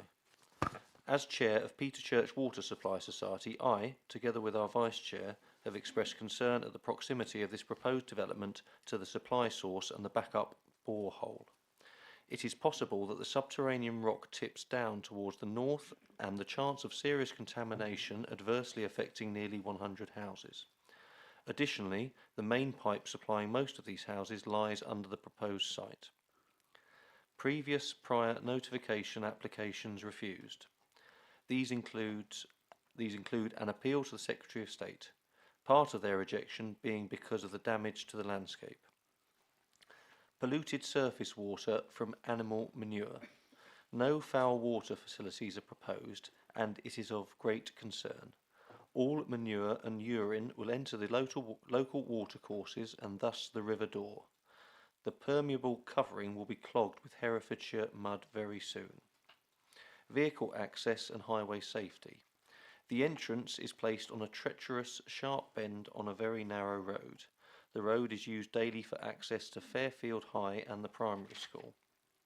Air, light and noise pollution. 90 tonnes of manure and a herd of cows are going to create problems of noise, smell, flies and general nuisance. There are numerous houses nearby. The application states there is no additional air transmissions. This is incorrect considering the storage of so much manure. We are a few miles east of a dark sky region, one of few in the world. There is inevitably going to be serious damage to wild animal welfare. There is no detail of smell impact in the application. Landscape impact, siting, size and scale of the building. The building will have a detrimental effect upon the landscape. It is entirely inappropriate being next to St. Peter's Holy Well. Many residents also use Stockley Hill for their physical and mental well-being. The situation chosen is isolated and there are no roadside barns on Stockley Hill. Impacts upon neighbouring amenities. Residential properties are very close to this proposal. The gardens of Wellbrook Grange are 10 metres away. A number of other dwellings are within 200 metres and many more a little further. This includes a substantial portion of Crossways Estate. Archaeological concerns in soil quality. And that's 3 minutes up. Thank you. And now I ask Mrs. Boys to make a statement on behalf of the Parish Council, I believe. No, it's the Applicant, sorry. Good morning, members. My name is Madeline Boaz. My husband Gareth and I are the applicants for this item.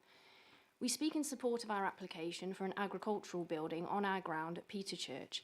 Gareth and I run and own a farming business which for the past 10 years has focused on the establishment of a high health pedigree herd of Hereford cattle and production of high quality meat of local provenance for sale to local retailers as well as selling breeding stock locally and nationally. The family acquired the 20-acre parcel on which the building is proposed in 2015. In 2013, we took on a 20-year tenancy at Turnestone Court Farm and had no need of a building on our ground. The landlord informed us 2 years ago of their decision to end the tenancy at a break clause. This left us without any sheds for equipment or livestock. Fortunately, the landlords allowed us to continue with the grazing and buildings on short-term grazing agreements, but this does not provide the security for the business that we require long-term. We have had no alternative but to pursue permission for the erection of a building on the 20-acre parcel that we own, which is adjacent a 50-acre block of grazing that we rent. The decision to erect a building on the current climate is not one taken lightly, but is born out of necessity. Without a building, the business is not sustainable, and we would most likely have to sell the herd, which we have worked for 10 years to develop. The application has followed pre-application advice. We have been entirely flexible in our approach and have accepted feedback. We have engaged with the surface water issue and are pleased that BPLP now consider the proposals to be acceptable. We acknowledge periodic surface water flooding locally, but our building will not make the existing situation worse, and it is in our interests to store and reuse clean runoff. The fact that our ground is down to permanent pasture as opposed to undercultivation is another means of reducing overland flow in periods of high rainfall.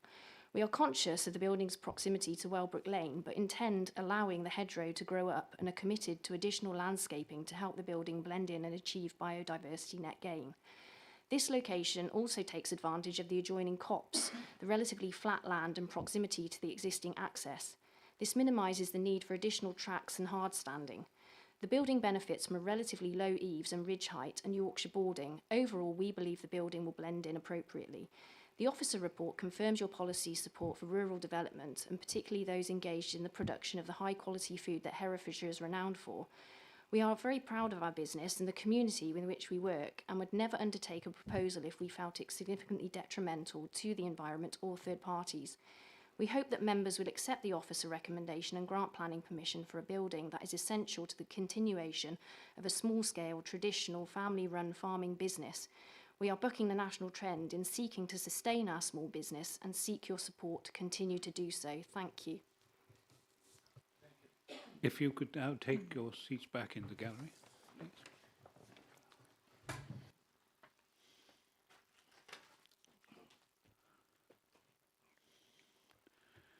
Councillor Price is the local ward member of this item. He speaks first and has the right to speak at the end of the meeting, the debate, I should say.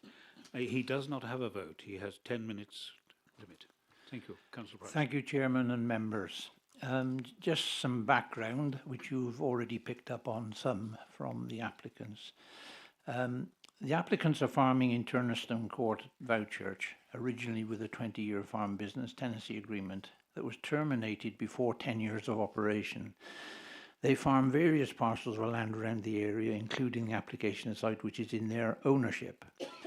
The farm tenancy agreement was based on specific environmental standards and currently only have 6 months grazing licenses with no guarantee of tenure.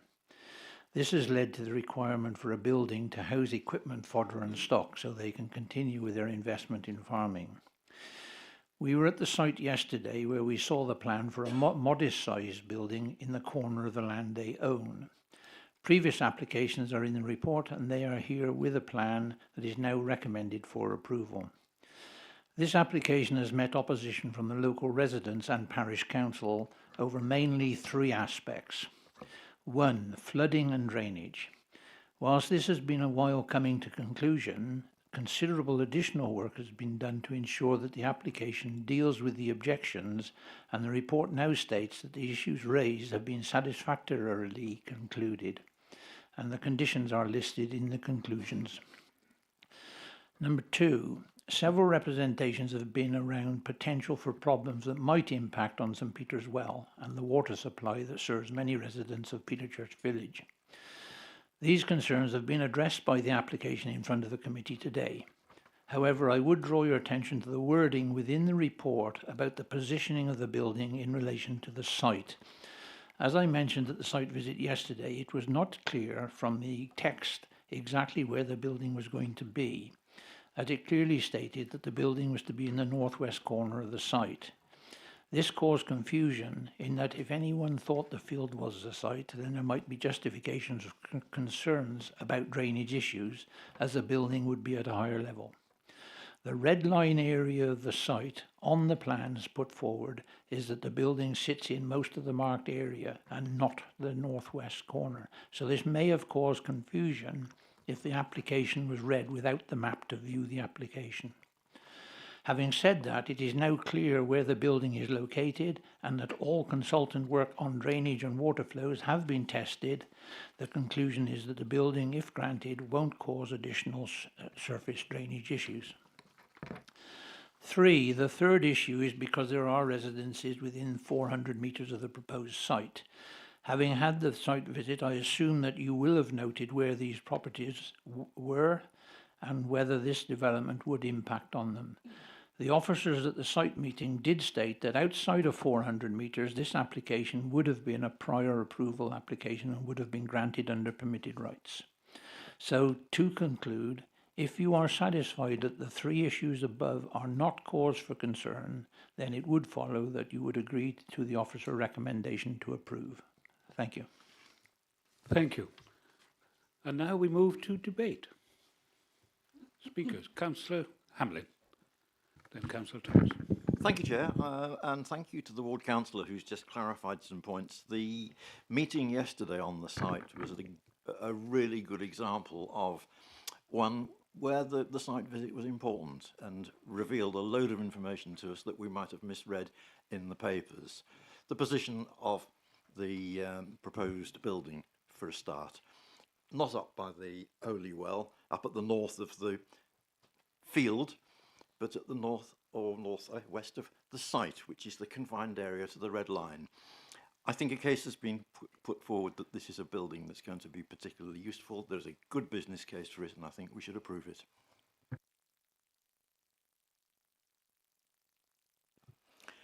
Yes, Mr. Chairman, I fully support this application. This is a young family trying to re-establish themselves, but quite frankly, on planning grounds, there is nothing. We've got concerns. I've read most of the objections. The concerns on the Holy Well is considerably higher geographically than this building. Secondly, manure. Well, I used to rear 200 cattle a year when I was farming, and you don't put them, on. They are on straw, so most of the straw will suck up any liquid whatsoever. So we're not going to get. And farmyard manure is a very valuable asset anyway, so you don't waste it. Close to properties, I didn't see any that close, but unfortunately, if you live in the countryside, smells, cattle, sheep, you are going to have to put up with it. You can't come and move into the countryside and sanitize everything and have it just as a country park. So, and lighting, well, there is no power there.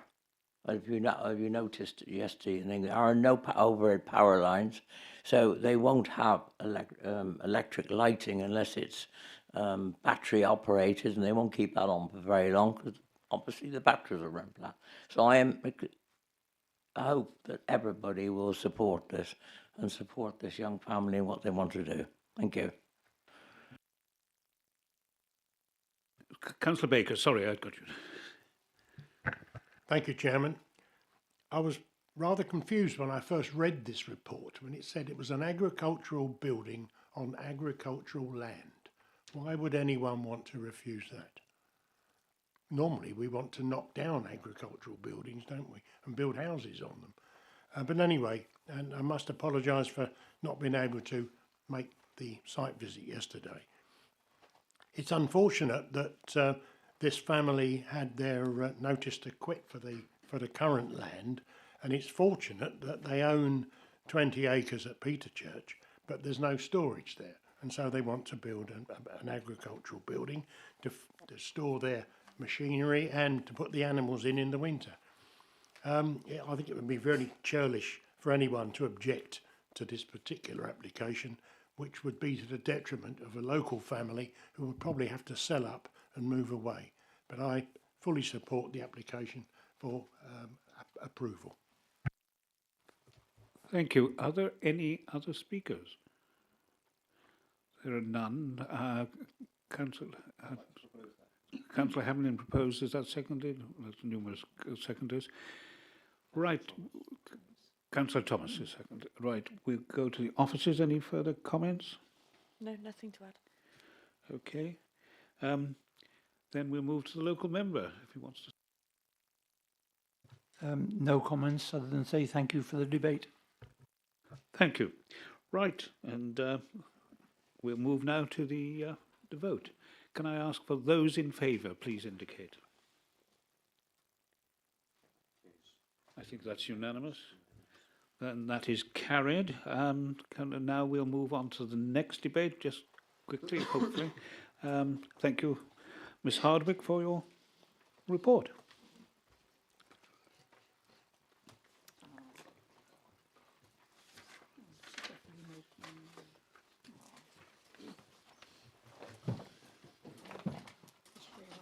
Sorry. Right. They put these seats back in the round.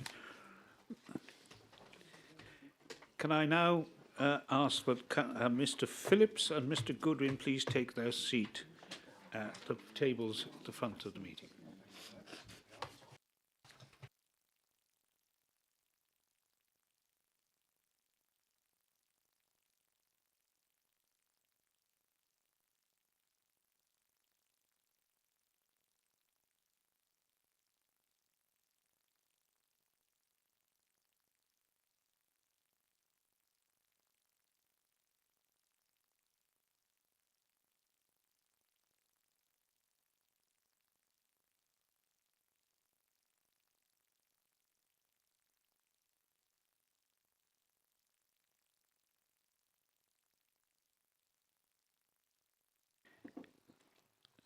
Right, I will call you when beginning. We'll now go to the office of Mr. Bailey, who will make the presentation, please.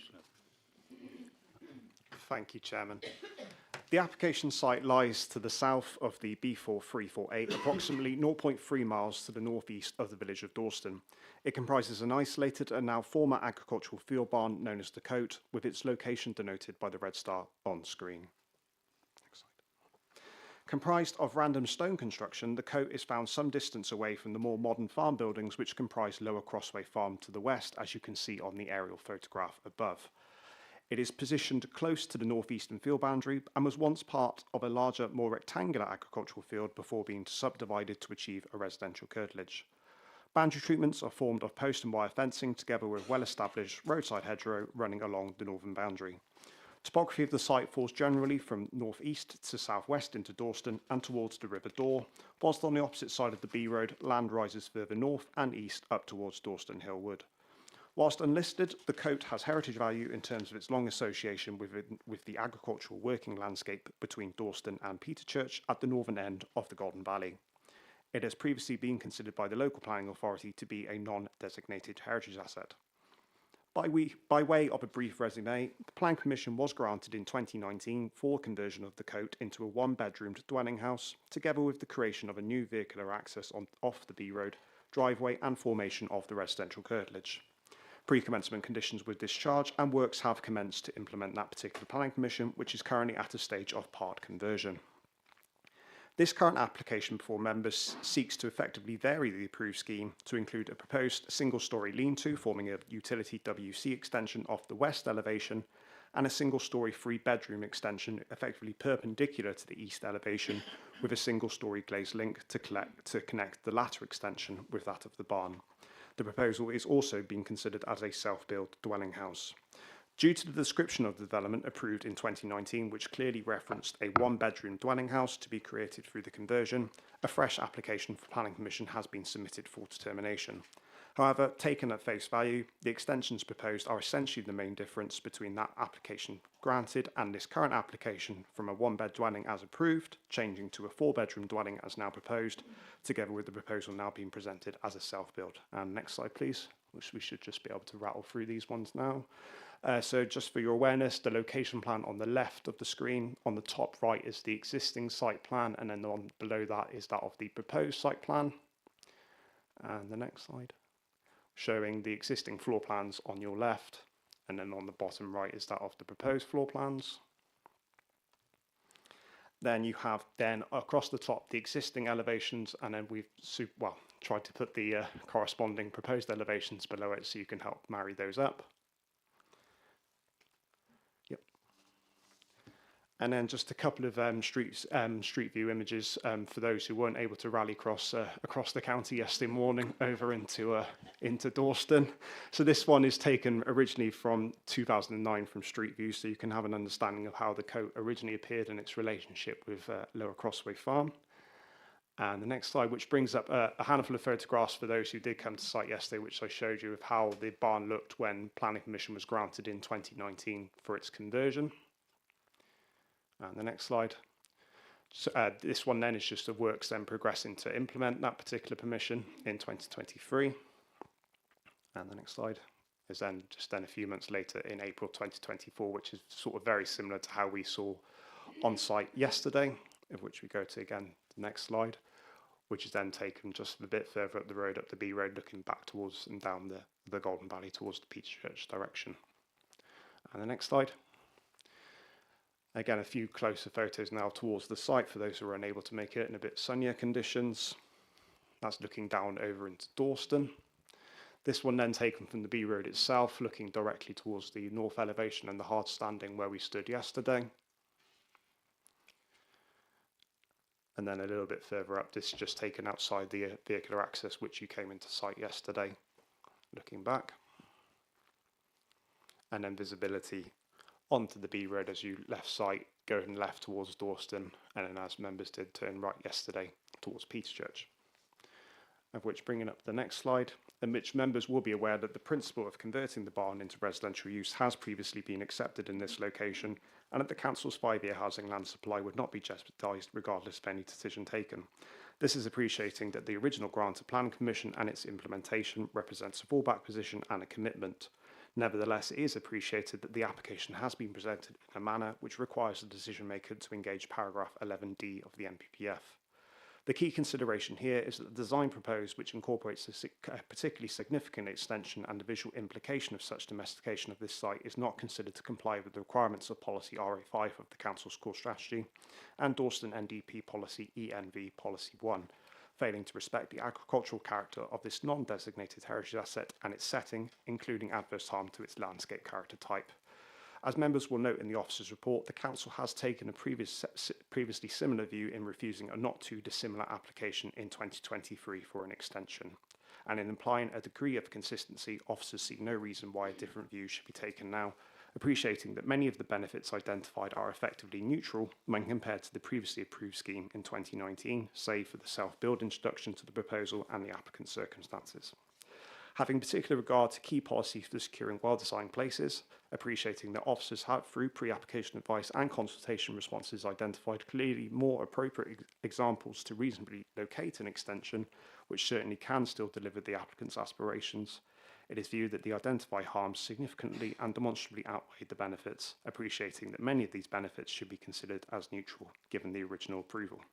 Accordingly, the application is considered to engage paragraph 11D II of the NPPF, and accordingly the application is recommended for refusal with the reason given on screen. And that concludes the presentation. Thank you, Chair.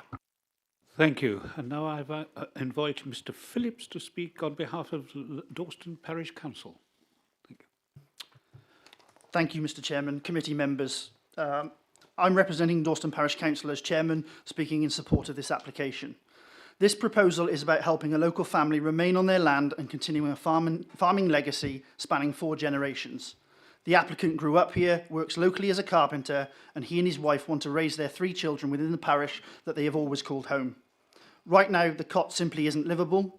The existing structure can't safely or practically house a young family. Without this permission, the family may have no choice but to sell up and move away. And with that, we'd not just lose people, but a living link to Dawston's heritage and the generational connection that rural communities depend upon. The design is sensitive and appropriate. It keeps the barn's form and simplicity, using traditional materials and timber cladding, and sits naturally within the agricultural setting. The plans clearly show it blends in with both the gradient of the land and the surrounding landscape, and its visibility within the wider setting is minimal, and it sits comfortably within its environment. This is a modest, sustainable home that fits the landscape. It's consistent with applications that have already been granted in the parish. developments that respect the local character while allowing families to modernise and remain in Dawston. This proposal follows the same principles of responsible, small-scale rural adaptation. Dawston's population is ageing and housing options for younger families are limited. Supporting conversions like this creates affordable opportunities for the next generation. Without this balance, Dawston risks becoming a community without young families to carry it forward. More importantly, this view is shared across the community. 98% of representations received support this application. This speaks volumes about how strongly local people feel about this application and how it should be granted. Some of the objections raised are subjective in nature, and we hope yesterday's site visit will clearly demonstrate how sensitively this proposal sits within its setting, reinforcing the Parish Council's view that the development is both appropriate and beneficial. This application embodies the aims of both national and local planning policy, promoting sustainable rural living, supporting small businesses and encouraging the reuse of existing buildings whilst allowing a young family to be part of the parish's future. The Parish Council is unanimous in its support and we believe it aligns fully with the values, needs and long-term vision of Dawston. We want Dawston to remain a living, working parish, not just a place of empty barns and second homes. And we need to back families like this one who are doing exactly what our community says it values. On behalf of the Parish Council, I urge members to support this application, not just as a building proposal, but as a commitment to the future of Dawston and its way of life. Thank you. Thank you. And now I'll ask Mr. Goodwin, the applicant, to speak in support of the application. Mr. Goodwin. Good afternoon, and thank you for the opportunity to speak in support of our application. My wife and I both grew up in Dawston. We are raising 3 young children under 4, and my wife is also guardian to 2 young adults whose parents died some 8 years ago. This proposal would allow us to create a permanent family home in walking distance of both sets of grandparents, something increasingly rare in rural communities. It would also enable our children to grow up within a village upbringing, which benefits not just us, but the community itself. We will not be able to stay in the village without your support today. We both work locally, our children attend the local school, and we are active in several Dawston-based committees. That community connection is reflected in the overwhelming local support for our application, over 40 written letters, along with regular verbal encouragement from neighbours we see every day. The officer report mentions that our circumstances cannot override environmental issues. We don't suggest that they should, but social issues are every bit as important and are a legitimate planning consideration. From a planning perspective, we are pleased that besides the Heritage Officer, key consultees have raised no objection. Your Landscape Officer specifically noting that the design is within reasonable scale and in keeping with the character of the existing barn. The extension has been significantly redesigned following feedback on the previous scheme, in contrast to the officer report that it is of similar design. It is now a modest, traditional and subservient addition intended to reflect how a farmer may have extended the building if additional storage was needed. We have worked hard to design something that respects and enhances the site. The extension sits at 90 degrees to the existing barn, mirroring a typical agricultural layout, as seen on nearby barns, including one just 400 metres away, and another on the nearest barn conversion east on the B4348. Importantly, the extension has been positioned to preserve key views. From the village side, it is hidden behind the barn itself, and from the road, it sits below the natural bank and the hedge line, minimalising any visual impact. We understand that heritage is a key consideration. Whilst we agree the barn is attractive and contributes to the area, its character has already changed significantly through works permitted in the original approval, including new blockwork and rebuilding walls. I'm the 4th generation of my family to farm here, and we believe the design we've proposed celebrates that agricultural heritage. We also note the subjectivity in heritage design advice.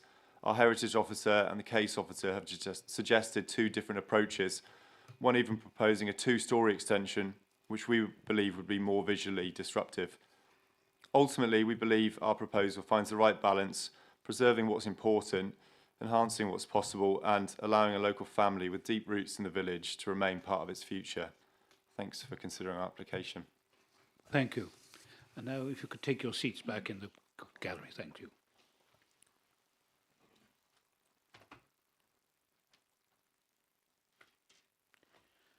I now invite debate.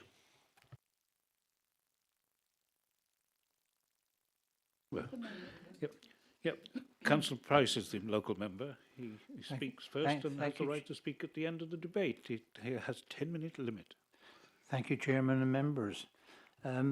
Those of you who were on the site visit yesterday will notice that we've just had the B4348 resurfaced outside of this property, and here we have a planning officer that thinks he's rallying around it. We're going to stop that immediately because it has a nice big slough right outside the gates of this application. So take heed, and thank you. The application by Mr. Goodwin is unusual because of the sheer volume of representations that support his application. It is not difficult to understand why he has so much support. He and his family make up the lifeblood of the Dawston community.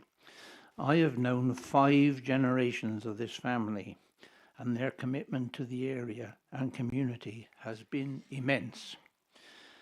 This made me curious as to why this development was causing concerns to the planning officers. From the pictures in the report, the original building was on its last legs for years and is now being rejuvenated by the applicant under the current permission. Reference to this building is made in several places in the report before you about it being a non-designated heritage site, and yet so much is made of the character of the building and how it ought to look, as if there is something about this heap of stone that must be protected to the point that comments in the report become subjective. The Conservation Officer objection says the building has heritage value. What does that mean if it is a non-designated heritage asset? The previous iteration of design was turned down, even though it was a great addition to the view on entry towards the village.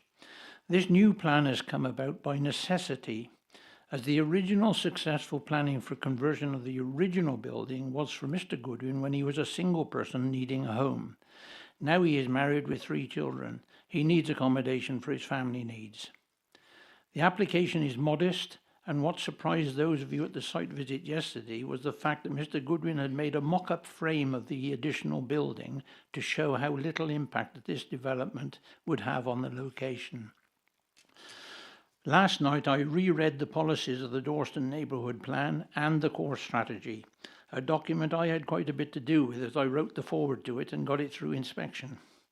And I have my original copy in front of me. Whilst there is a suggestion that permitted rights cease once an old building gets planning permission, that policy does not say that, should a new application such as this come forward, that it can't be granted. What is absolutely clear is policy SS1, where it says there is a presumption in favour of sustainable development. This development does fit into sustainable development when considered in the round of all core strategy policies.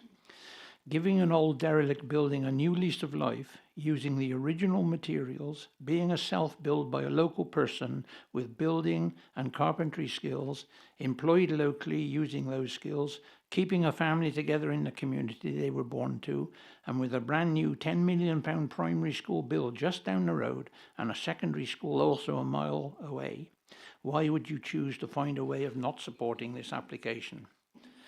It is clear in the report that the officer would support this development if, by example, it was done in a different way. Then it would be okay. However, this is the way this application has been put forward by the applicant and his consultant.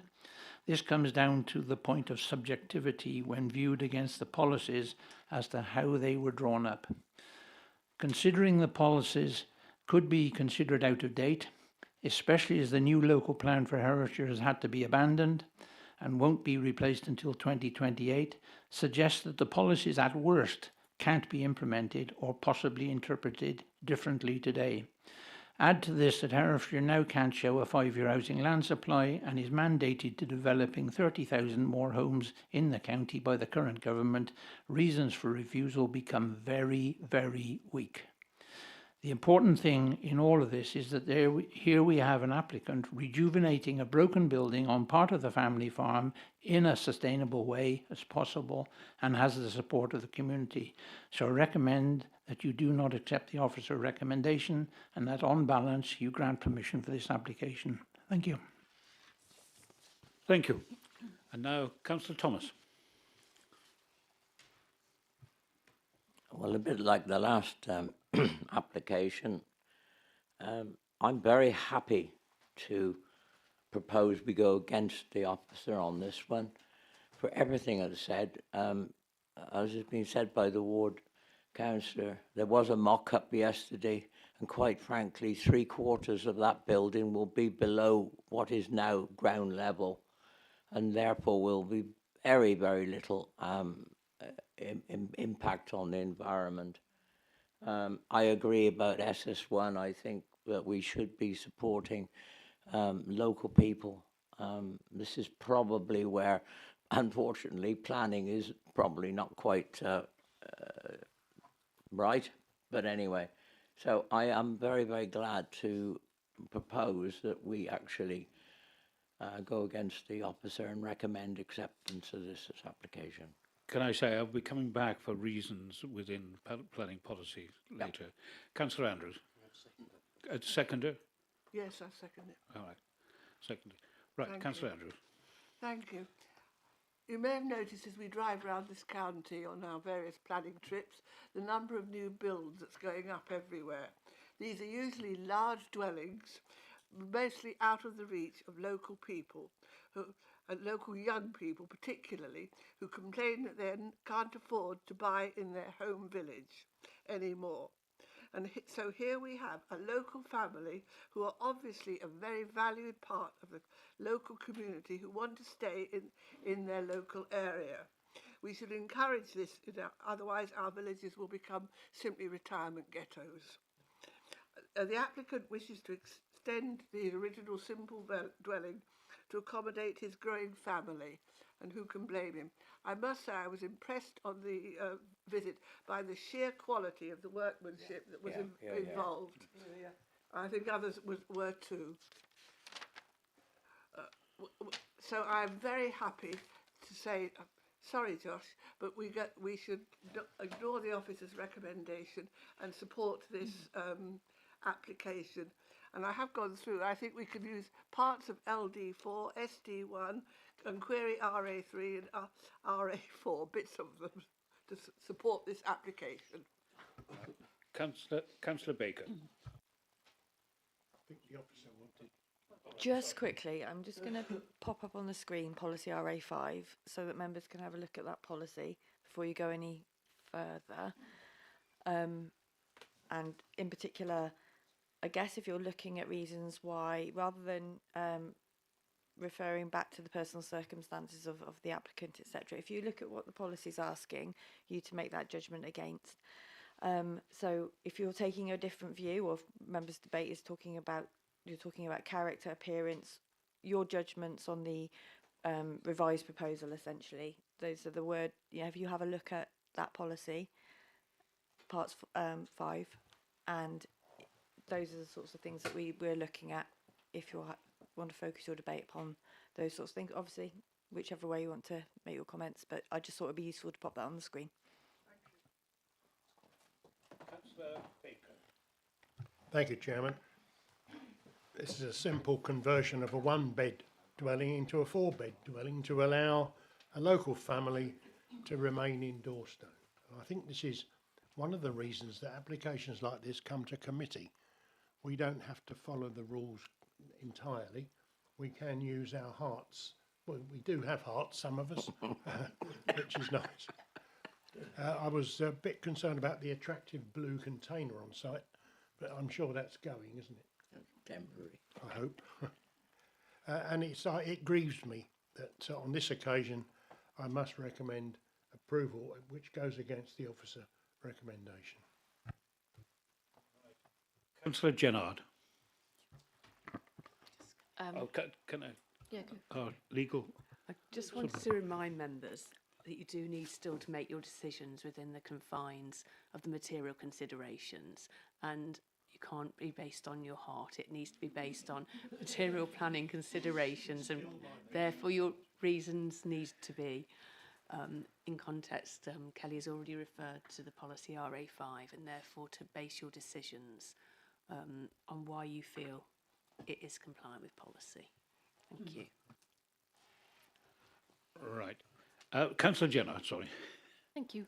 I would like to add policy RA2 to our collective group of reasons why we support this application. First line is to maintain and strengthen locally sustainable communities across the rural parts of Herefordshire. Sustainable housing growth will be supported in or adjacent to those settlements identified in figure 4.14, of which Dorstone is one. Other speakers? Councillor Hamlin. Yeah, just briefly, Chair. Looking at RA5, paragraph 5, the last part of that suggests that it must not individually or when taken together, that the plans must not adversely affect the character or have a detrimental impact on its surroundings and landscape setting. I don't think it does, and I think under that particular RA 5.5 that can be applied in favour. I was actually thinking that myself when it came up. But anyway, any other speakers? Oh, Councillor Toynbee.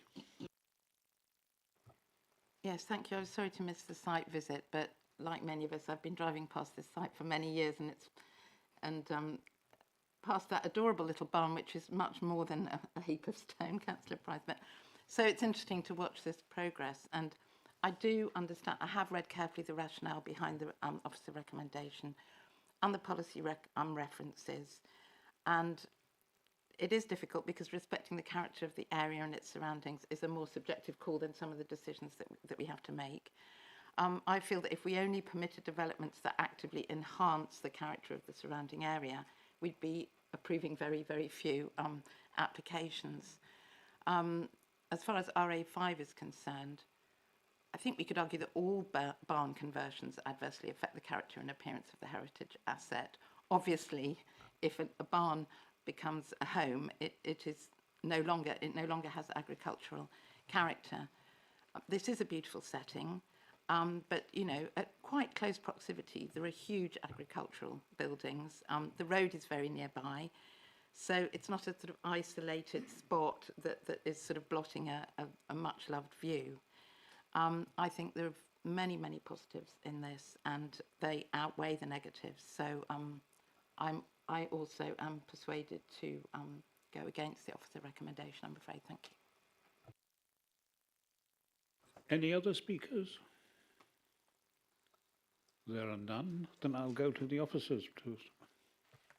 From me, just yeah, thank you for looking back at those policies and making those references. I think that's the way we need to consider those applications, so you need to bear those in mind, in particular, as Councillor Hamblin set out. So whether or not you agree or disagree in terms of those subjective matters, respective whether or not what's proposed would adversely affect character and appearance of the building or have a detrimental impact on the surroundings and the landscape setting. So that's what we need to be taking into account when you're primarily when you're looking to make your vote.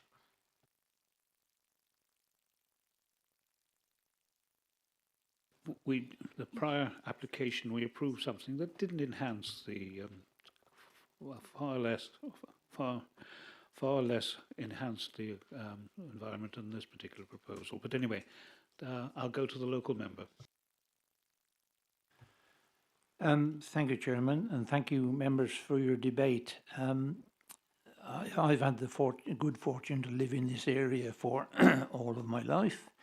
And if I look back to when planning was achieved for those very large agricultural buildings that are in the background of this building, there was a lot of debate about the sheer scale of them and how they didn't fit in into the views and the benefits of the state of the Golden Valley. If you look in the pictures that are in the application, you'll see that from 2009 until 2025, all of the trees that have grown up around are now hiding just about everything that's built in Dorstone. And of course, the current view is that it's all green and wonderful. We will start to see these trees falling over in very short order when we have these storms, and we revert back to where it was. But when I look at and I spent a lot of time last night just refreshing on the policies that are in the core strategy. And if you look at this application in the round of all of the application policies, it becomes subjective in how you interpret them. And even in RA5 that you had up on there, do you interpret it one way or another? In the round, I have got no reason to suppose that there aren't many of the policies in the core strategy that are supportive of this. And if we are going to try and pick ways of looking to find ways that it can't be appealed against, etc., I think there is arguments that we have viewed these policies with what is the actual words you need.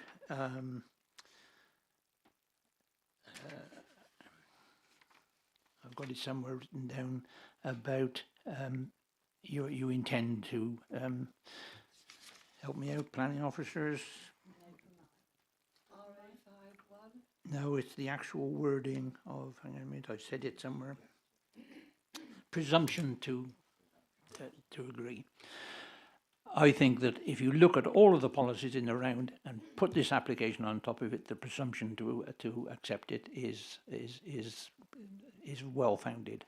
So I'm glad that you've had the debate. I think you're in support of it, and hopefully you can put the reasons down to the satisfaction of the officers that their recommendation is turned over. Thank you.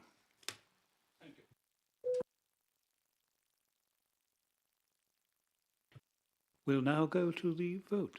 Can I ask all those in favour, please indicate? In favour of the recommendation. Oh, no, no. Sorry.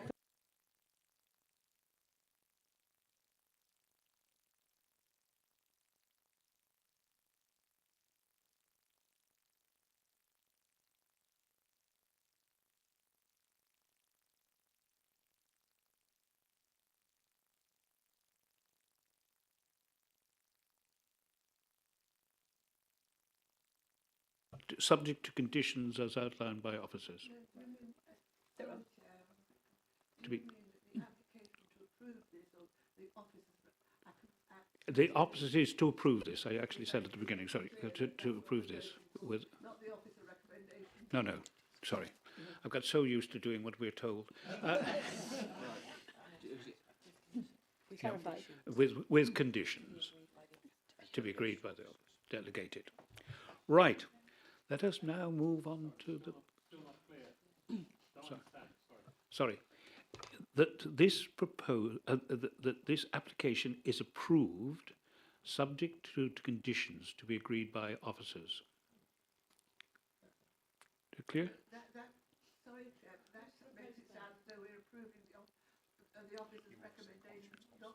No, it is approved, subject to conditions added to by. I mean, there are the standard conditions, etc. Sorry, Kelly. Yeah, so a recommendation has been proposed and seconded to approve, contrary to officer recommendation, and that is what you're voting for.